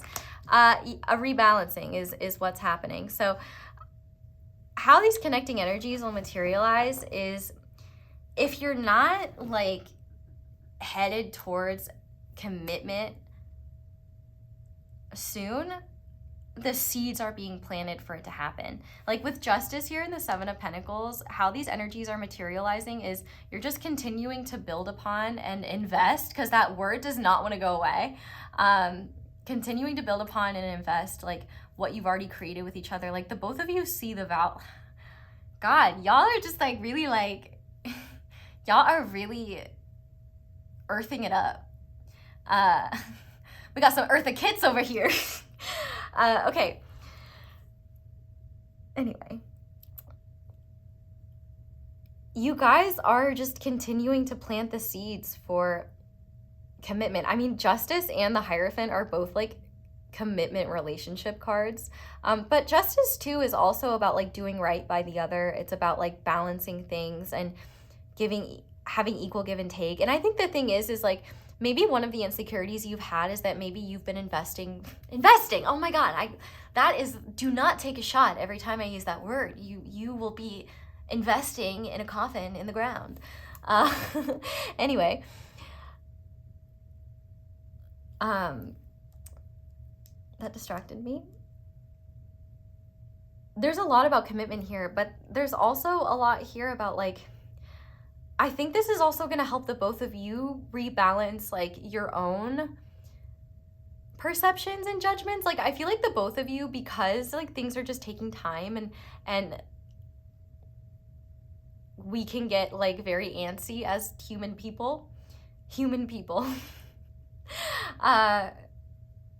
It's easy to just like get worked up and be like, oh, am I doing something wrong? Is this failing? Or are they not interested? Oh, what I was saying is that you may be investing more in the connection right now than your person is, and you may feel like you're carrying the connection on your back a little bit. But like I promise you, it's not, because that's one perception. Like, and maybe sure you are investing more energy in the connection right now, but that's literally because your person is investing energy in what they need to invest in order to invest in you. I mean, okay, like I guess this is just a venture capital, because I can't stop saying money terms. But I think that this is the thing, is like the both of you really value one another, and the both of you, recognize that Rome wasn't built in a day, and I don't even think you guys are meant to be Rome. Like, I don't know if this is a popular, unpopular, or just an opinion. In my opinion, I think ancient Greece is way more interesting than ancient Rome. I don't know why ancient Rome gets all the love, because I think ancient Greece is way more interesting. And you are free to disagree with me, but it sucks to be wrong, doesn't it? Anyway,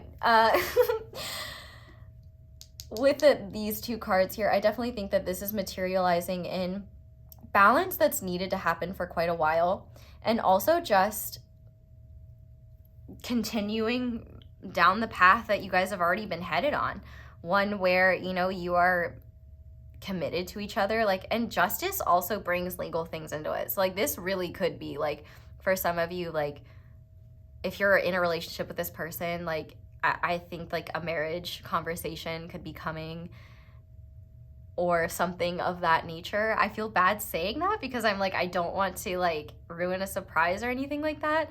But your person is crafty in the sense that like, I don't think that me telling you that is ruining anything, because it may take some time for that to happen. But it's just like, that's kind of the biggest thing here is like, the things that you feel are meant to happen and the things that you feel like are going to happen, they may not happen the way you picture them to or in the timing that you picture them to, but I feel like both of you are on the same page in terms of what you want with each other, and that is an equal balanced relationship, and one where you're able to grow together and, you know, build something. Oh, I really hope these haven't been out of the frame. If they have been, I'm sorry. Build something that's solid and substantial and not just based in platitudes, or, you know, they don't want to have something with you that's like, you know,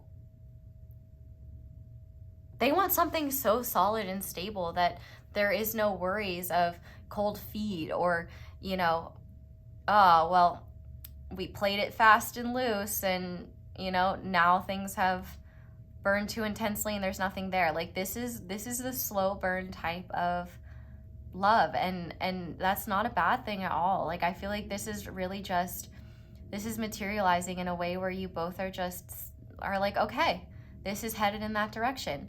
We may not be at the altar yet, or we may not be, you know, calling ourselves, we may not be saying we're in a relationship yet, but we're getting there. And I see it, it's becoming more clear, and I can tell that, like, whether you guys talk about it directly or you just know and you feel, and it's that knowing, that's what's coming. And I think that it, you know, the funny thing is that the Seven of Pentacles is all about patience and all about reflection. And I think that both of you, as you just continue to go with the flow and be in your hearts with each other and be open and receptive and honor your authenticity, like, you really can't go wrong here. Like, the hardest part is just being patient and not trying to force things to happen on your timeline, and instead trust the timeline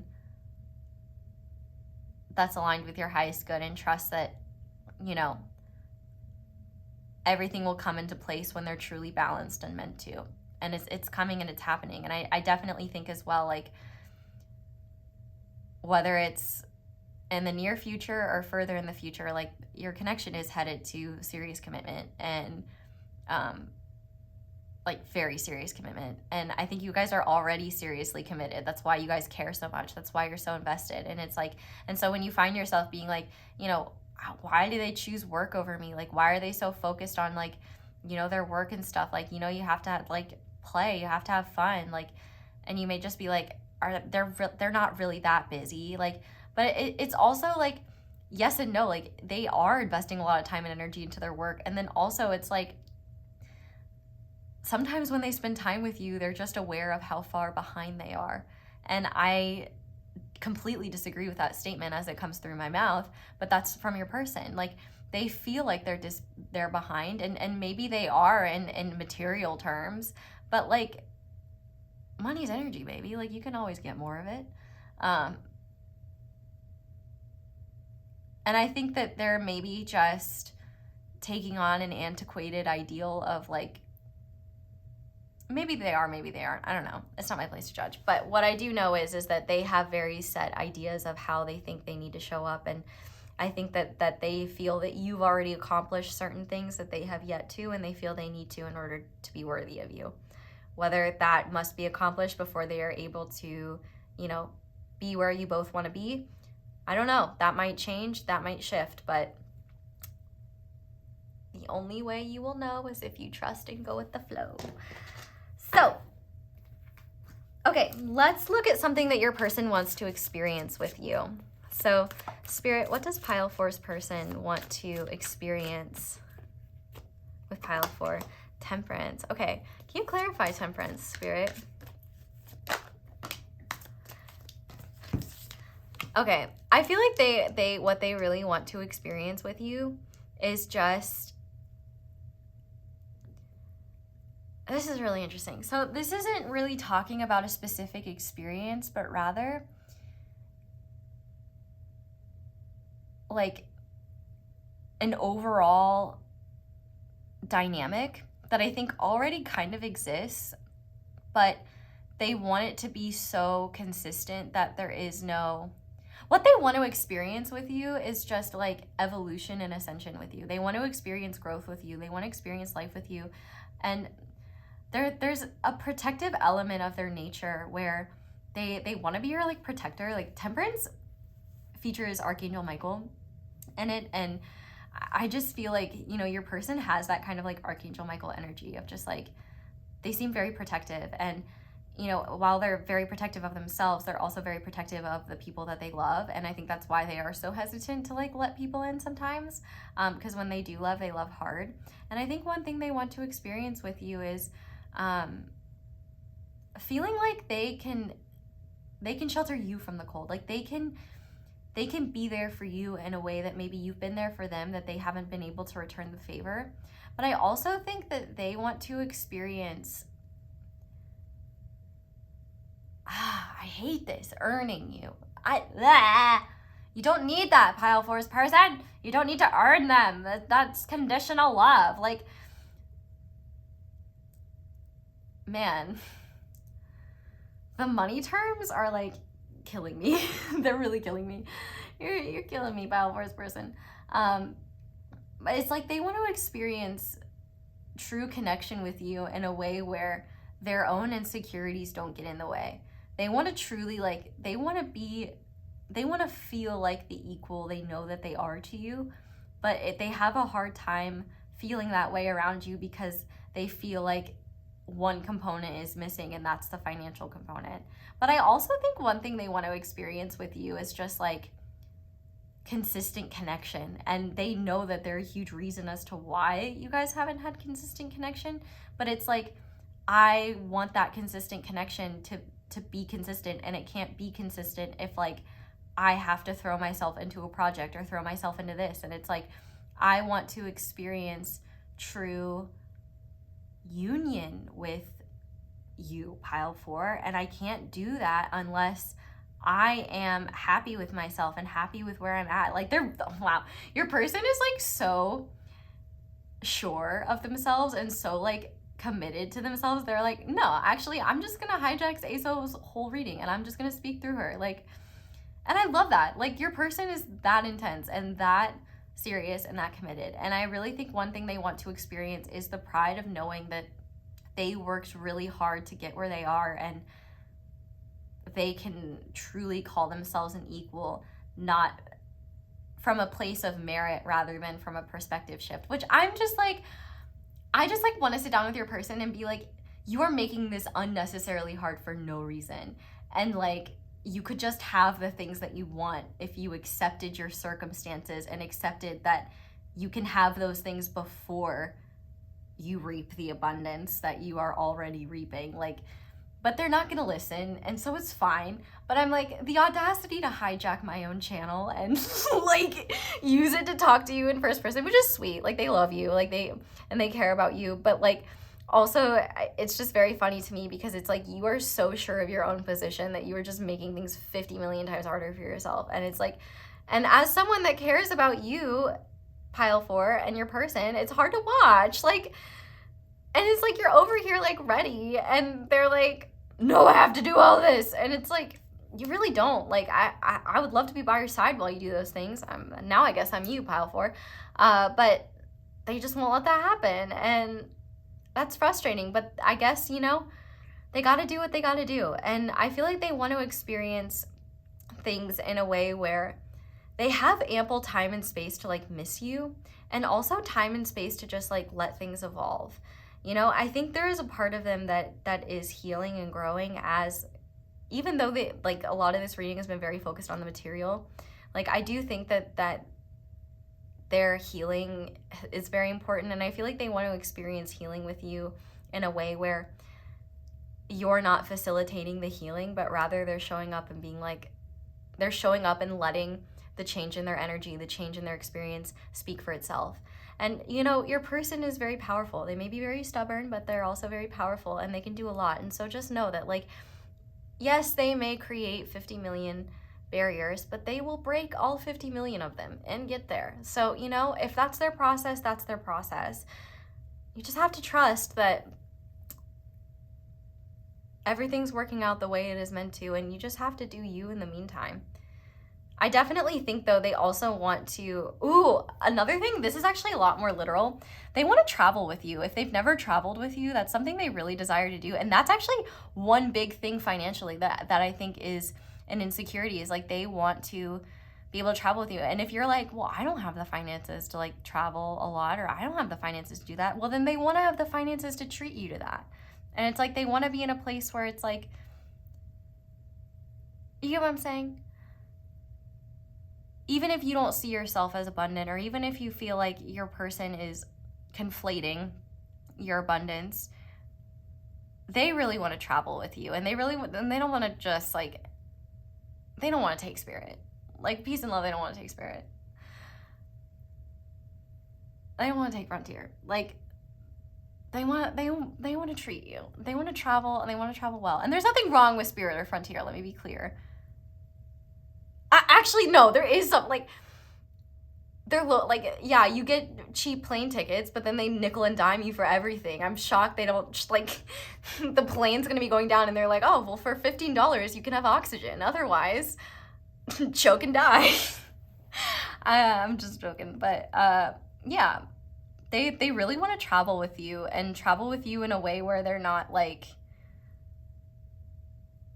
cutting corners. Like they really want to treat you, and they also like, they just want to like blow your mind and show up. And I think that's partially too why they're less forthcoming about like what their plans are and what they feel they need to do, because they want to impress you. They want to surprise you. They want to shock you, and they just want to like blow your mind, and like, this is why it was taking forever. This is why I was doing this. I was doing this for you. And it's like, okay, great. But like, I wish you would have been, we could have like hung out during that time. We could have had fun. Like, I feel very passionate about your perspective, because like, I just feel for you. Like, it's hard when you want to like connect with someone and you know they want to connect with you too. It's different if like they don't want to connect, right? But you know they want to connect with you just as badly. They want your love and attention just as badly as you want theirs, but they are unwilling to allow that to happen because of what they think they need to happen. And I'm just frustrated on your behalf. But also, you know, it's not my job to determine what is right or wrong, and they gotta follow their own process, like we said. So with that being said, that's a perfect segue. We're asking how you can create more closeness and intimacy with them. So Spirit, how can pile 4 create more intimacy and closeness with their person, please? We have the 3 of Swords. Definitely gonna need a clarifier for that. Can you clarify this 3 of Swords? We have the 2 of Wands. Okay. This makes a lot of sense. So this is actually less about actively creating intimacy with your person and more about clearing out the blocks that make it harder for you to connect with them when you are with them, when you do have the chance to connect with them, or when you are together. I definitely think one of the things getting in the way of intimacy is the assumptions that you may have about what's going on and why. And I definitely think that your fears and your person's fears get in the way of your ability to trust in Spirit's plans and in your own plans. I definitely think that one way to create intimacy and closeness is to continue healing your heart in ways that allow you to be open, so that, you know, when maybe your person doesn't show up the way you were hoping to, or when your person is less available maybe than you would like them to be, or that you wish they were, instead of like, you know, jumping to conclusions and being like, yep, they're not interested, or like, yep, they're bored, or yep, things are gonna implode, you know, taking a step back and being like, whoa, none of that is true. Why am I taking that as such? And looking at what formed beliefs you have that have made you believe those things to be true. I definitely think as well, though, you know, you can be really like transparent with them and just be like, hey, like, you know, it makes me sad that we don't get to connect as much as I would like to. I know you're busy, I know you're working on a lot, but I just want you to know that like you mean so much to me now, and I really just I really love spending time, like, I, you know, just speaking from the heart, and speaking clearly about like when maybe if you would like more clarification on something or want them to be more forthcoming, say something and be like, hey, I have this thing, like, I can't help but like jump to these conclusions, and I don't know what their response will be, but you can try. Like, be open and transparent about your own wounds, and like, you know, if you feel like that space has been created, or if you feel like talking about it would be beneficial. But I feel like this is more about you and about like trusting in what you know to be true in your heart, and not allowing your mind and your assumptions and your ego to like terrorize you into shutting down and like assuming the worst, or assuming ill intent or things like that, because that also dictates your behavior and dictates how open you are to them, and that will affect your ability to be close and intimate with them. If you don't trust them, if you don't trust yourself enough to be open and vulnerable and still protect yourself, that's where you need to work on intimacy and closeness, because you can be both open-hearted and strong. You can be both vulnerable and safe. You just have to be there for yourself and recognize that their responses are not a reflection of your worth, but a reflection of where they're at. And I definitely think that more than anything, one of the best ways to create closeness is to get rid of the things that make you feel like you can't trust them, or that make you doubt in their ability to show up, ability to be there for you. Like, they're getting there. They're working on it. And it's kind of paradoxical, but it's like, yeah, they need to do what they need to do in order to be who they want to be for you. And I think really more than anything, stop telling yourself scary stories that aren't rooted in reality, because they are creating an unnecessary divide and creating unnecessary stress, and just not helpful. And I think that it's going to be a lot harder to appreciate the time and energy that you do share with each other if you're constantly in your head or reading into every single interaction or overthinking everything. So definitely, if you want to create more intimacy and closeness with them, continue working on yourself. And you're already doing that. So like, just keep doing that, and, you know, stay present with yourself, especially when you are interacting with them, and pay attention to when you feel scared, or you feel uncomfortable, or you feel vulnerable, because those are the times when you need to be there for yourself the most. But with that being said, we're going to go ahead and get into your charms now, and we're going to use the charms as a form of guidance and also as confirmation for like signs that may be significant to this connection. A little bit of warning, this might be kind of loud, so headphone users, you may want to turn the volume down a little bit. But I'm going to close my eyes, and then we're going to pull some charms. So Spirit, what guidance and signs are significant to pile four's connection? Ooh, you guys got a lot. Okay. So, where should we start? The teddy bear. Let's start with the teddy bear. Yeah. Like, this is definitely a connection where the both of you allow your inner child, like, this connection is very healing for your inner child. And I feel like there is a lot of sweetness and a lot of softness between the two of you. And I think that like maybe the both of you kind of avoid talking about trickier subjects sometimes, because you want to keep that like sweetness and closeness. And I think there's a part of you that's like afraid of certain answers. And I think you have to ask yourself why, you know? I definitely think as well, though, like, bears could just be significant. I just heard Dwight Schrute, Bears beats Battlestar Galactica. Well, actually, I don't think, no, Dwight doesn't say that. Jim says that when he's pretending to be Dwight. So I'm talking about The Office, if you didn't know. But I also think this is a sign to bear with your person, bear with the process if your heart's invested. Obviously, like, I wouldn't be giving you this guidance if you weren't like obviously do what you want, but it seems like you know what you want and you're committed to what you want. So I don't feel the need to be like, yeah, you know, you can give yourself permission to do whatever you need to do. Like, everything is fine. We have the bottled up emotions. So yeah, Spirit is definitely saying just because they don't express them doesn't mean they're not there. And to also remember, I highly doubt you've been very forthcoming with your emotions either. So your person likely doesn't know the depth of your feelings either. They have hunches, they have like intuitive hits, but they may not know either, and they let their doubts get the best of them too. I'm definitely excited to look at the extended because I want to we're going to look at what your person is repressing and holding back. We're going to get underneath that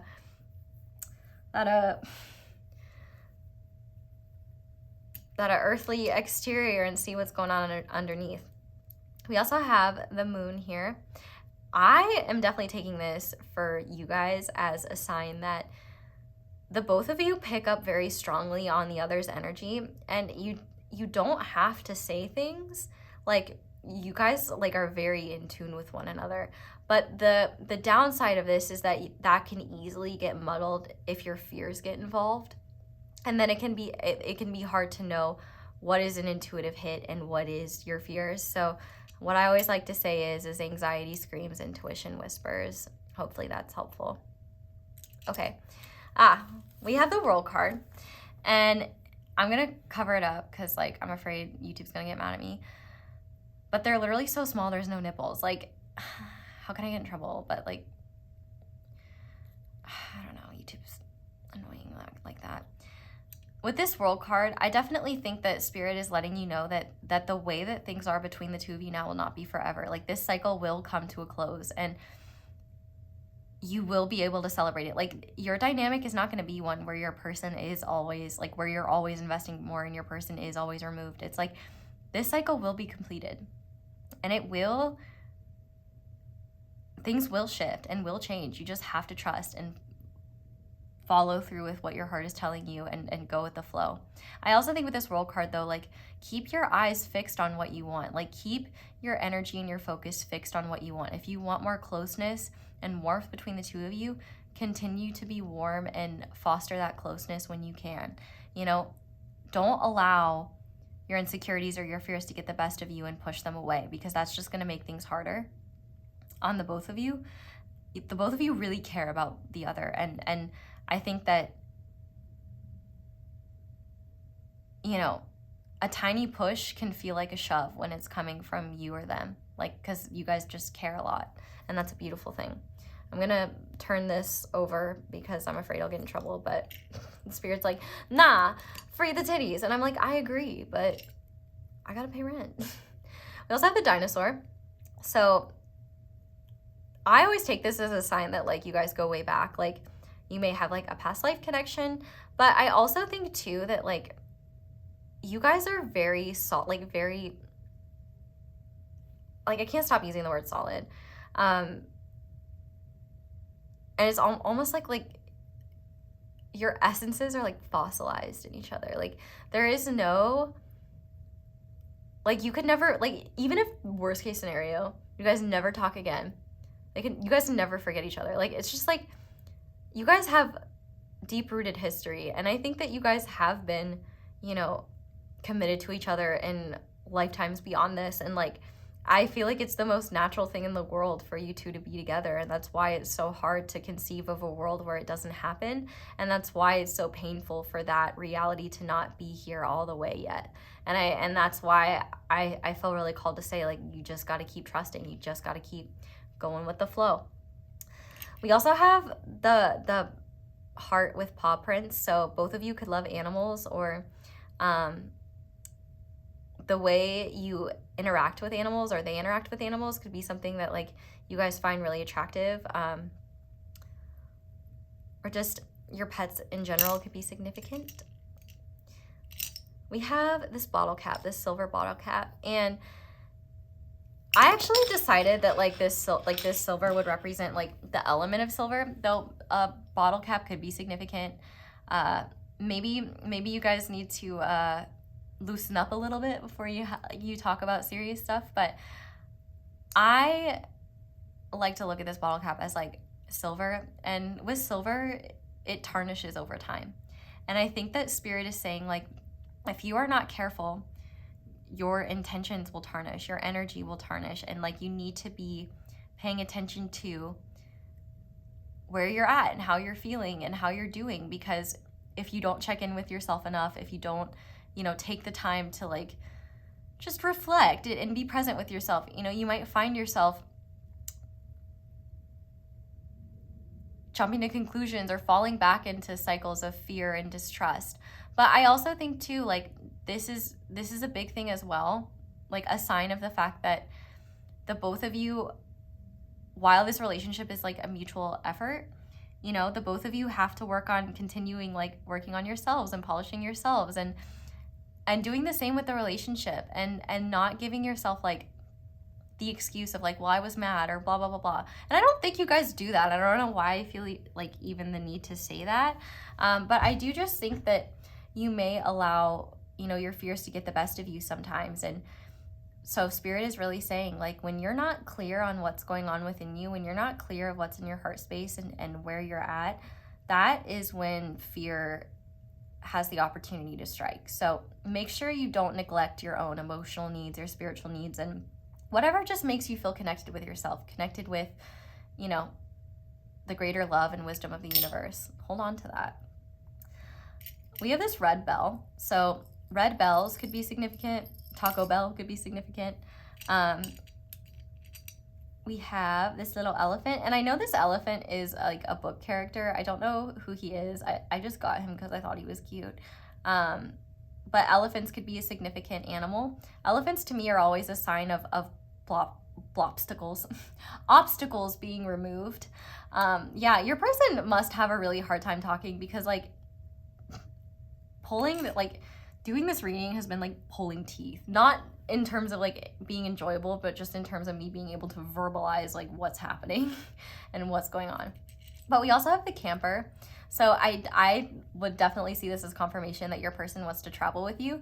They may want to like go on a road trip or something like that, but they may also just want to maybe literally camp with you, or just experience traveling, be out in nature with you. But I also just think too, this is a sign that like where your connection is at with them is in a transient phase. Like, it's not, you guys are headed in the right direction, but you're not at the destination yet, and that's okay. You just have to be patient with the journey. We also have this yellow stone, which is a piece of plastic in the shape of a stone, but it immediately made me think of citrine. So citrine might be a stone you want to get or check out. It's also a stone of abundance. But I also think too, this connection will trigger your ego sometimes, and it will like force you to look at yourself and like look at the things that make you uncomfortable and the insecurities you have. But those are the things that turn into gems of wisdom. And so the pressure that you feel sometimes from the insecurity and the uncertainty of where things are headed and what's going on, those are the opportunities to be there for yourself and gain the wisdom from the stressful aspects of that. We also have this salty charm. Watch your sodium intake. I'm not your doctor though, so do whatever you want. Spirit's like, I'm turning this back down. I also think though that this is about too, like, there may be times where you feel salty about the fact that like, and maybe your person does too, about like where things are at, or like your availability with each other.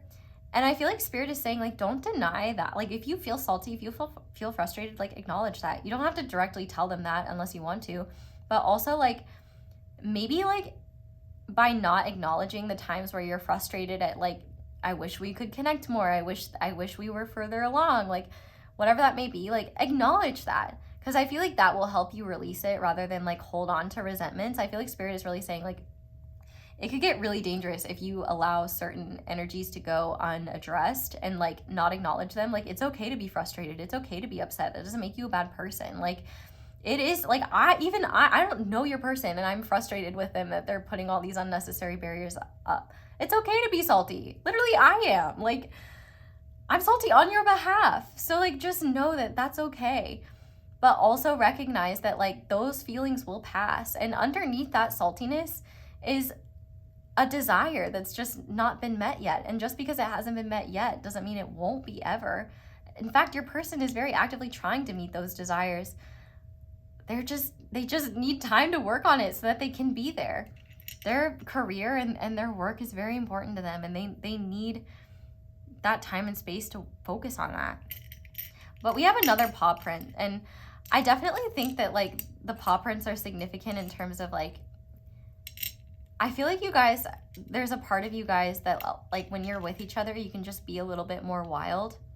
And I think that Spirit is kind of encouraging you guys to embrace your wild sides, embrace your humanity, embrace your flaws, embrace the fact that like, you know, you're not going to be perfect, but that's okay. And you don't need to be perfect. You just need to be you.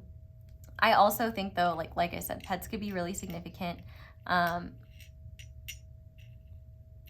maybe their pets love you or your pets love them. And maybe that's like just a positive sign of, you know, the good vibes that exist. Pets know. We also have the 4-leaf clover. So I always see that as luck. So I definitely think that there is luck on your side. Luck is surrounding you. But Ireland, Irish heritage, Irish culture could be significant. 4-leaf clovers or anything like that could be significant. Yep. We also have the number 2. And I think 2 is really beautiful. It's like 2 is an energy of, you know, balance, harmony. There's 2 of you. And I definitely think that your person sees you as like, yeah, like this is who I want to like have, like, you guys have synergy. I guess that's what I was trying to say. Gosh, I'm really struggling to like get the words out. I apologize. Thank you for being patient with me. But yeah, this 2 charm also could represent February. The month of February could be significant. The second of any day could be significant.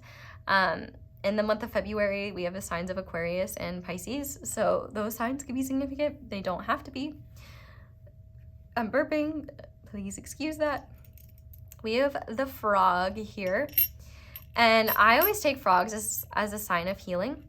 But also there's like that phrase like, oh, I have a frog in my throat. I feel like your person definitely has that. But frogs could just be significant. Kermit could be significant. Maybe I'll send each other Kermit memes or something. I don't know. But we also have Not My Circus, Not My Monkeys. And I definitely think that Spirit is encouraging you to stay out of like, you know, even though like the way that I was like frustrated, like ranting and out of frustration that like your person is creating unnecessary barriers for themselves, even though they are able to break through them. It's just like, you could have just gone forward. You didn't need to make the barrier, but okay. Like, that's your person's process. Like, and I feel like you may feel like you're responsible for changing that or fixing that at times, and it's not your job. Like, it's your person's job. And also, I think that there's things that your person is dealing with in their life that they don't want to involve you in because they're not things that they want to have in their life and have around you, but they're like things they need to address and deal with. I also just think there's certain amounts of chaos that they want to protect you from in their own life. And I feel like it has to do with things like in their family or like things in their friend circle. Like, you know how like you know like you're on the outs with a friend, but you don't want to like abruptly end it, and so you just kind of like gradually, there's like things like that. Like, but I also think that maybe your person procrastinates a little bit because they are afraid of the real thing, the real deal. But they'll get there. They'll get there. The Knight of Pentacles, he shows up. He might be a little bit behind, but typically he's right on time. It's just that the other knights are faster and Earth moves slowly, but it always comes at the right time. We also have the panda charm. And so, yeah, bears are definitely significant. Panda bears specifically could be significant. Who doesn't love pandas? I definitely think that your person feels like very safe and very snuggly and very warm with you. And just like, I feel like there's just this beautiful, sweet energy between the two of you that your person really appreciates. And like, they just want to keep that. And they don't want to lose that. It's like they don't want to have that until they know that they've put in all of the work possible to make sure that they can't lose it. It's like, at least if I do everything in my power to be prepared and like give it my all, that like, at least if it doesn't work out, I can have that. I feel like your person is afraid that if they rush things prematurely, they won't be ready, or they'll mess up, or something will fall through, and like that will be the reason why you guys don't work out. It's like your person is like trying to avoid a self-fulfilling prophecy, or trying to avoid their fear of like things imploding with you. And it's kind of like ironic, because it's like they're worried about a bridge collapsing that they haven't even built yet, because they're so meticulous about the materials and where they want to build it and blah, blah, blah, blah. You know what I mean? Man, for someone who is making me have a hard time talking, I sure can talk anyway. So yeah, we have the bee here. So don't worry, be happy. But also, you know, bees work for the good of the hive, and they also they have unity consciousness. So definitely focusing on unity consciousness could be a very helpful and healing way to like surrender and find more acceptance. But, you know, bees are also a symbol of work. And, you know, I think that your person is working really hard, and to trust that just because you're not seeing the results of that hard work doesn't mean they're not there. Like even the Knight of Pentacles talks about that. It talks about like the seeds have already been planted. Like the things that have been set in motion are going to happen. You just can't see them yet, but they're coming. And finally, we have a little letter. Wait, no, we have one more. We have Never Underestimate Me. This came out in 3 different groups. But I feel like this is Spirit really saying, like, don't underestimate me. Don't underestimate the power of Spirit, but also don't underestimate your person, and don't underestimate, like, what they know and how they feel. Well, we're going to look at how they feel in a second, but we're going to finish off by looking at, so we have the letter J. So the letter J could be significant. So, pile 4. Quite the reading. I'm going to go ahead and head over to the extended now. But if you're leaving me here, thank you guys so much for watching and for letting me read for you. Thank you so much for letting my ads play in the background, because that's one of the simplest ways and easiest ways to support me and show appreciation for my channel. So thank you for doing that. If you would like to support me in other ways, like I said earlier, you can like, subscribe, comment down below, let me know how it resonates if you haven't already. You can check out my merch, you can check out my candles. Be sure to use code ASO10 for 10% off. You can check out my social media. You can check out other videos. You can send me love, anything you want. But that's all I have for you guys. So thank you so much for watching and for letting me read for you. I really hope you enjoyed this reading, and I hope it brought you more clarity. I hope you all have a wonderful day or night whenever it is that you're watching this video, and I hope you'll come back and see me again soon. Bye!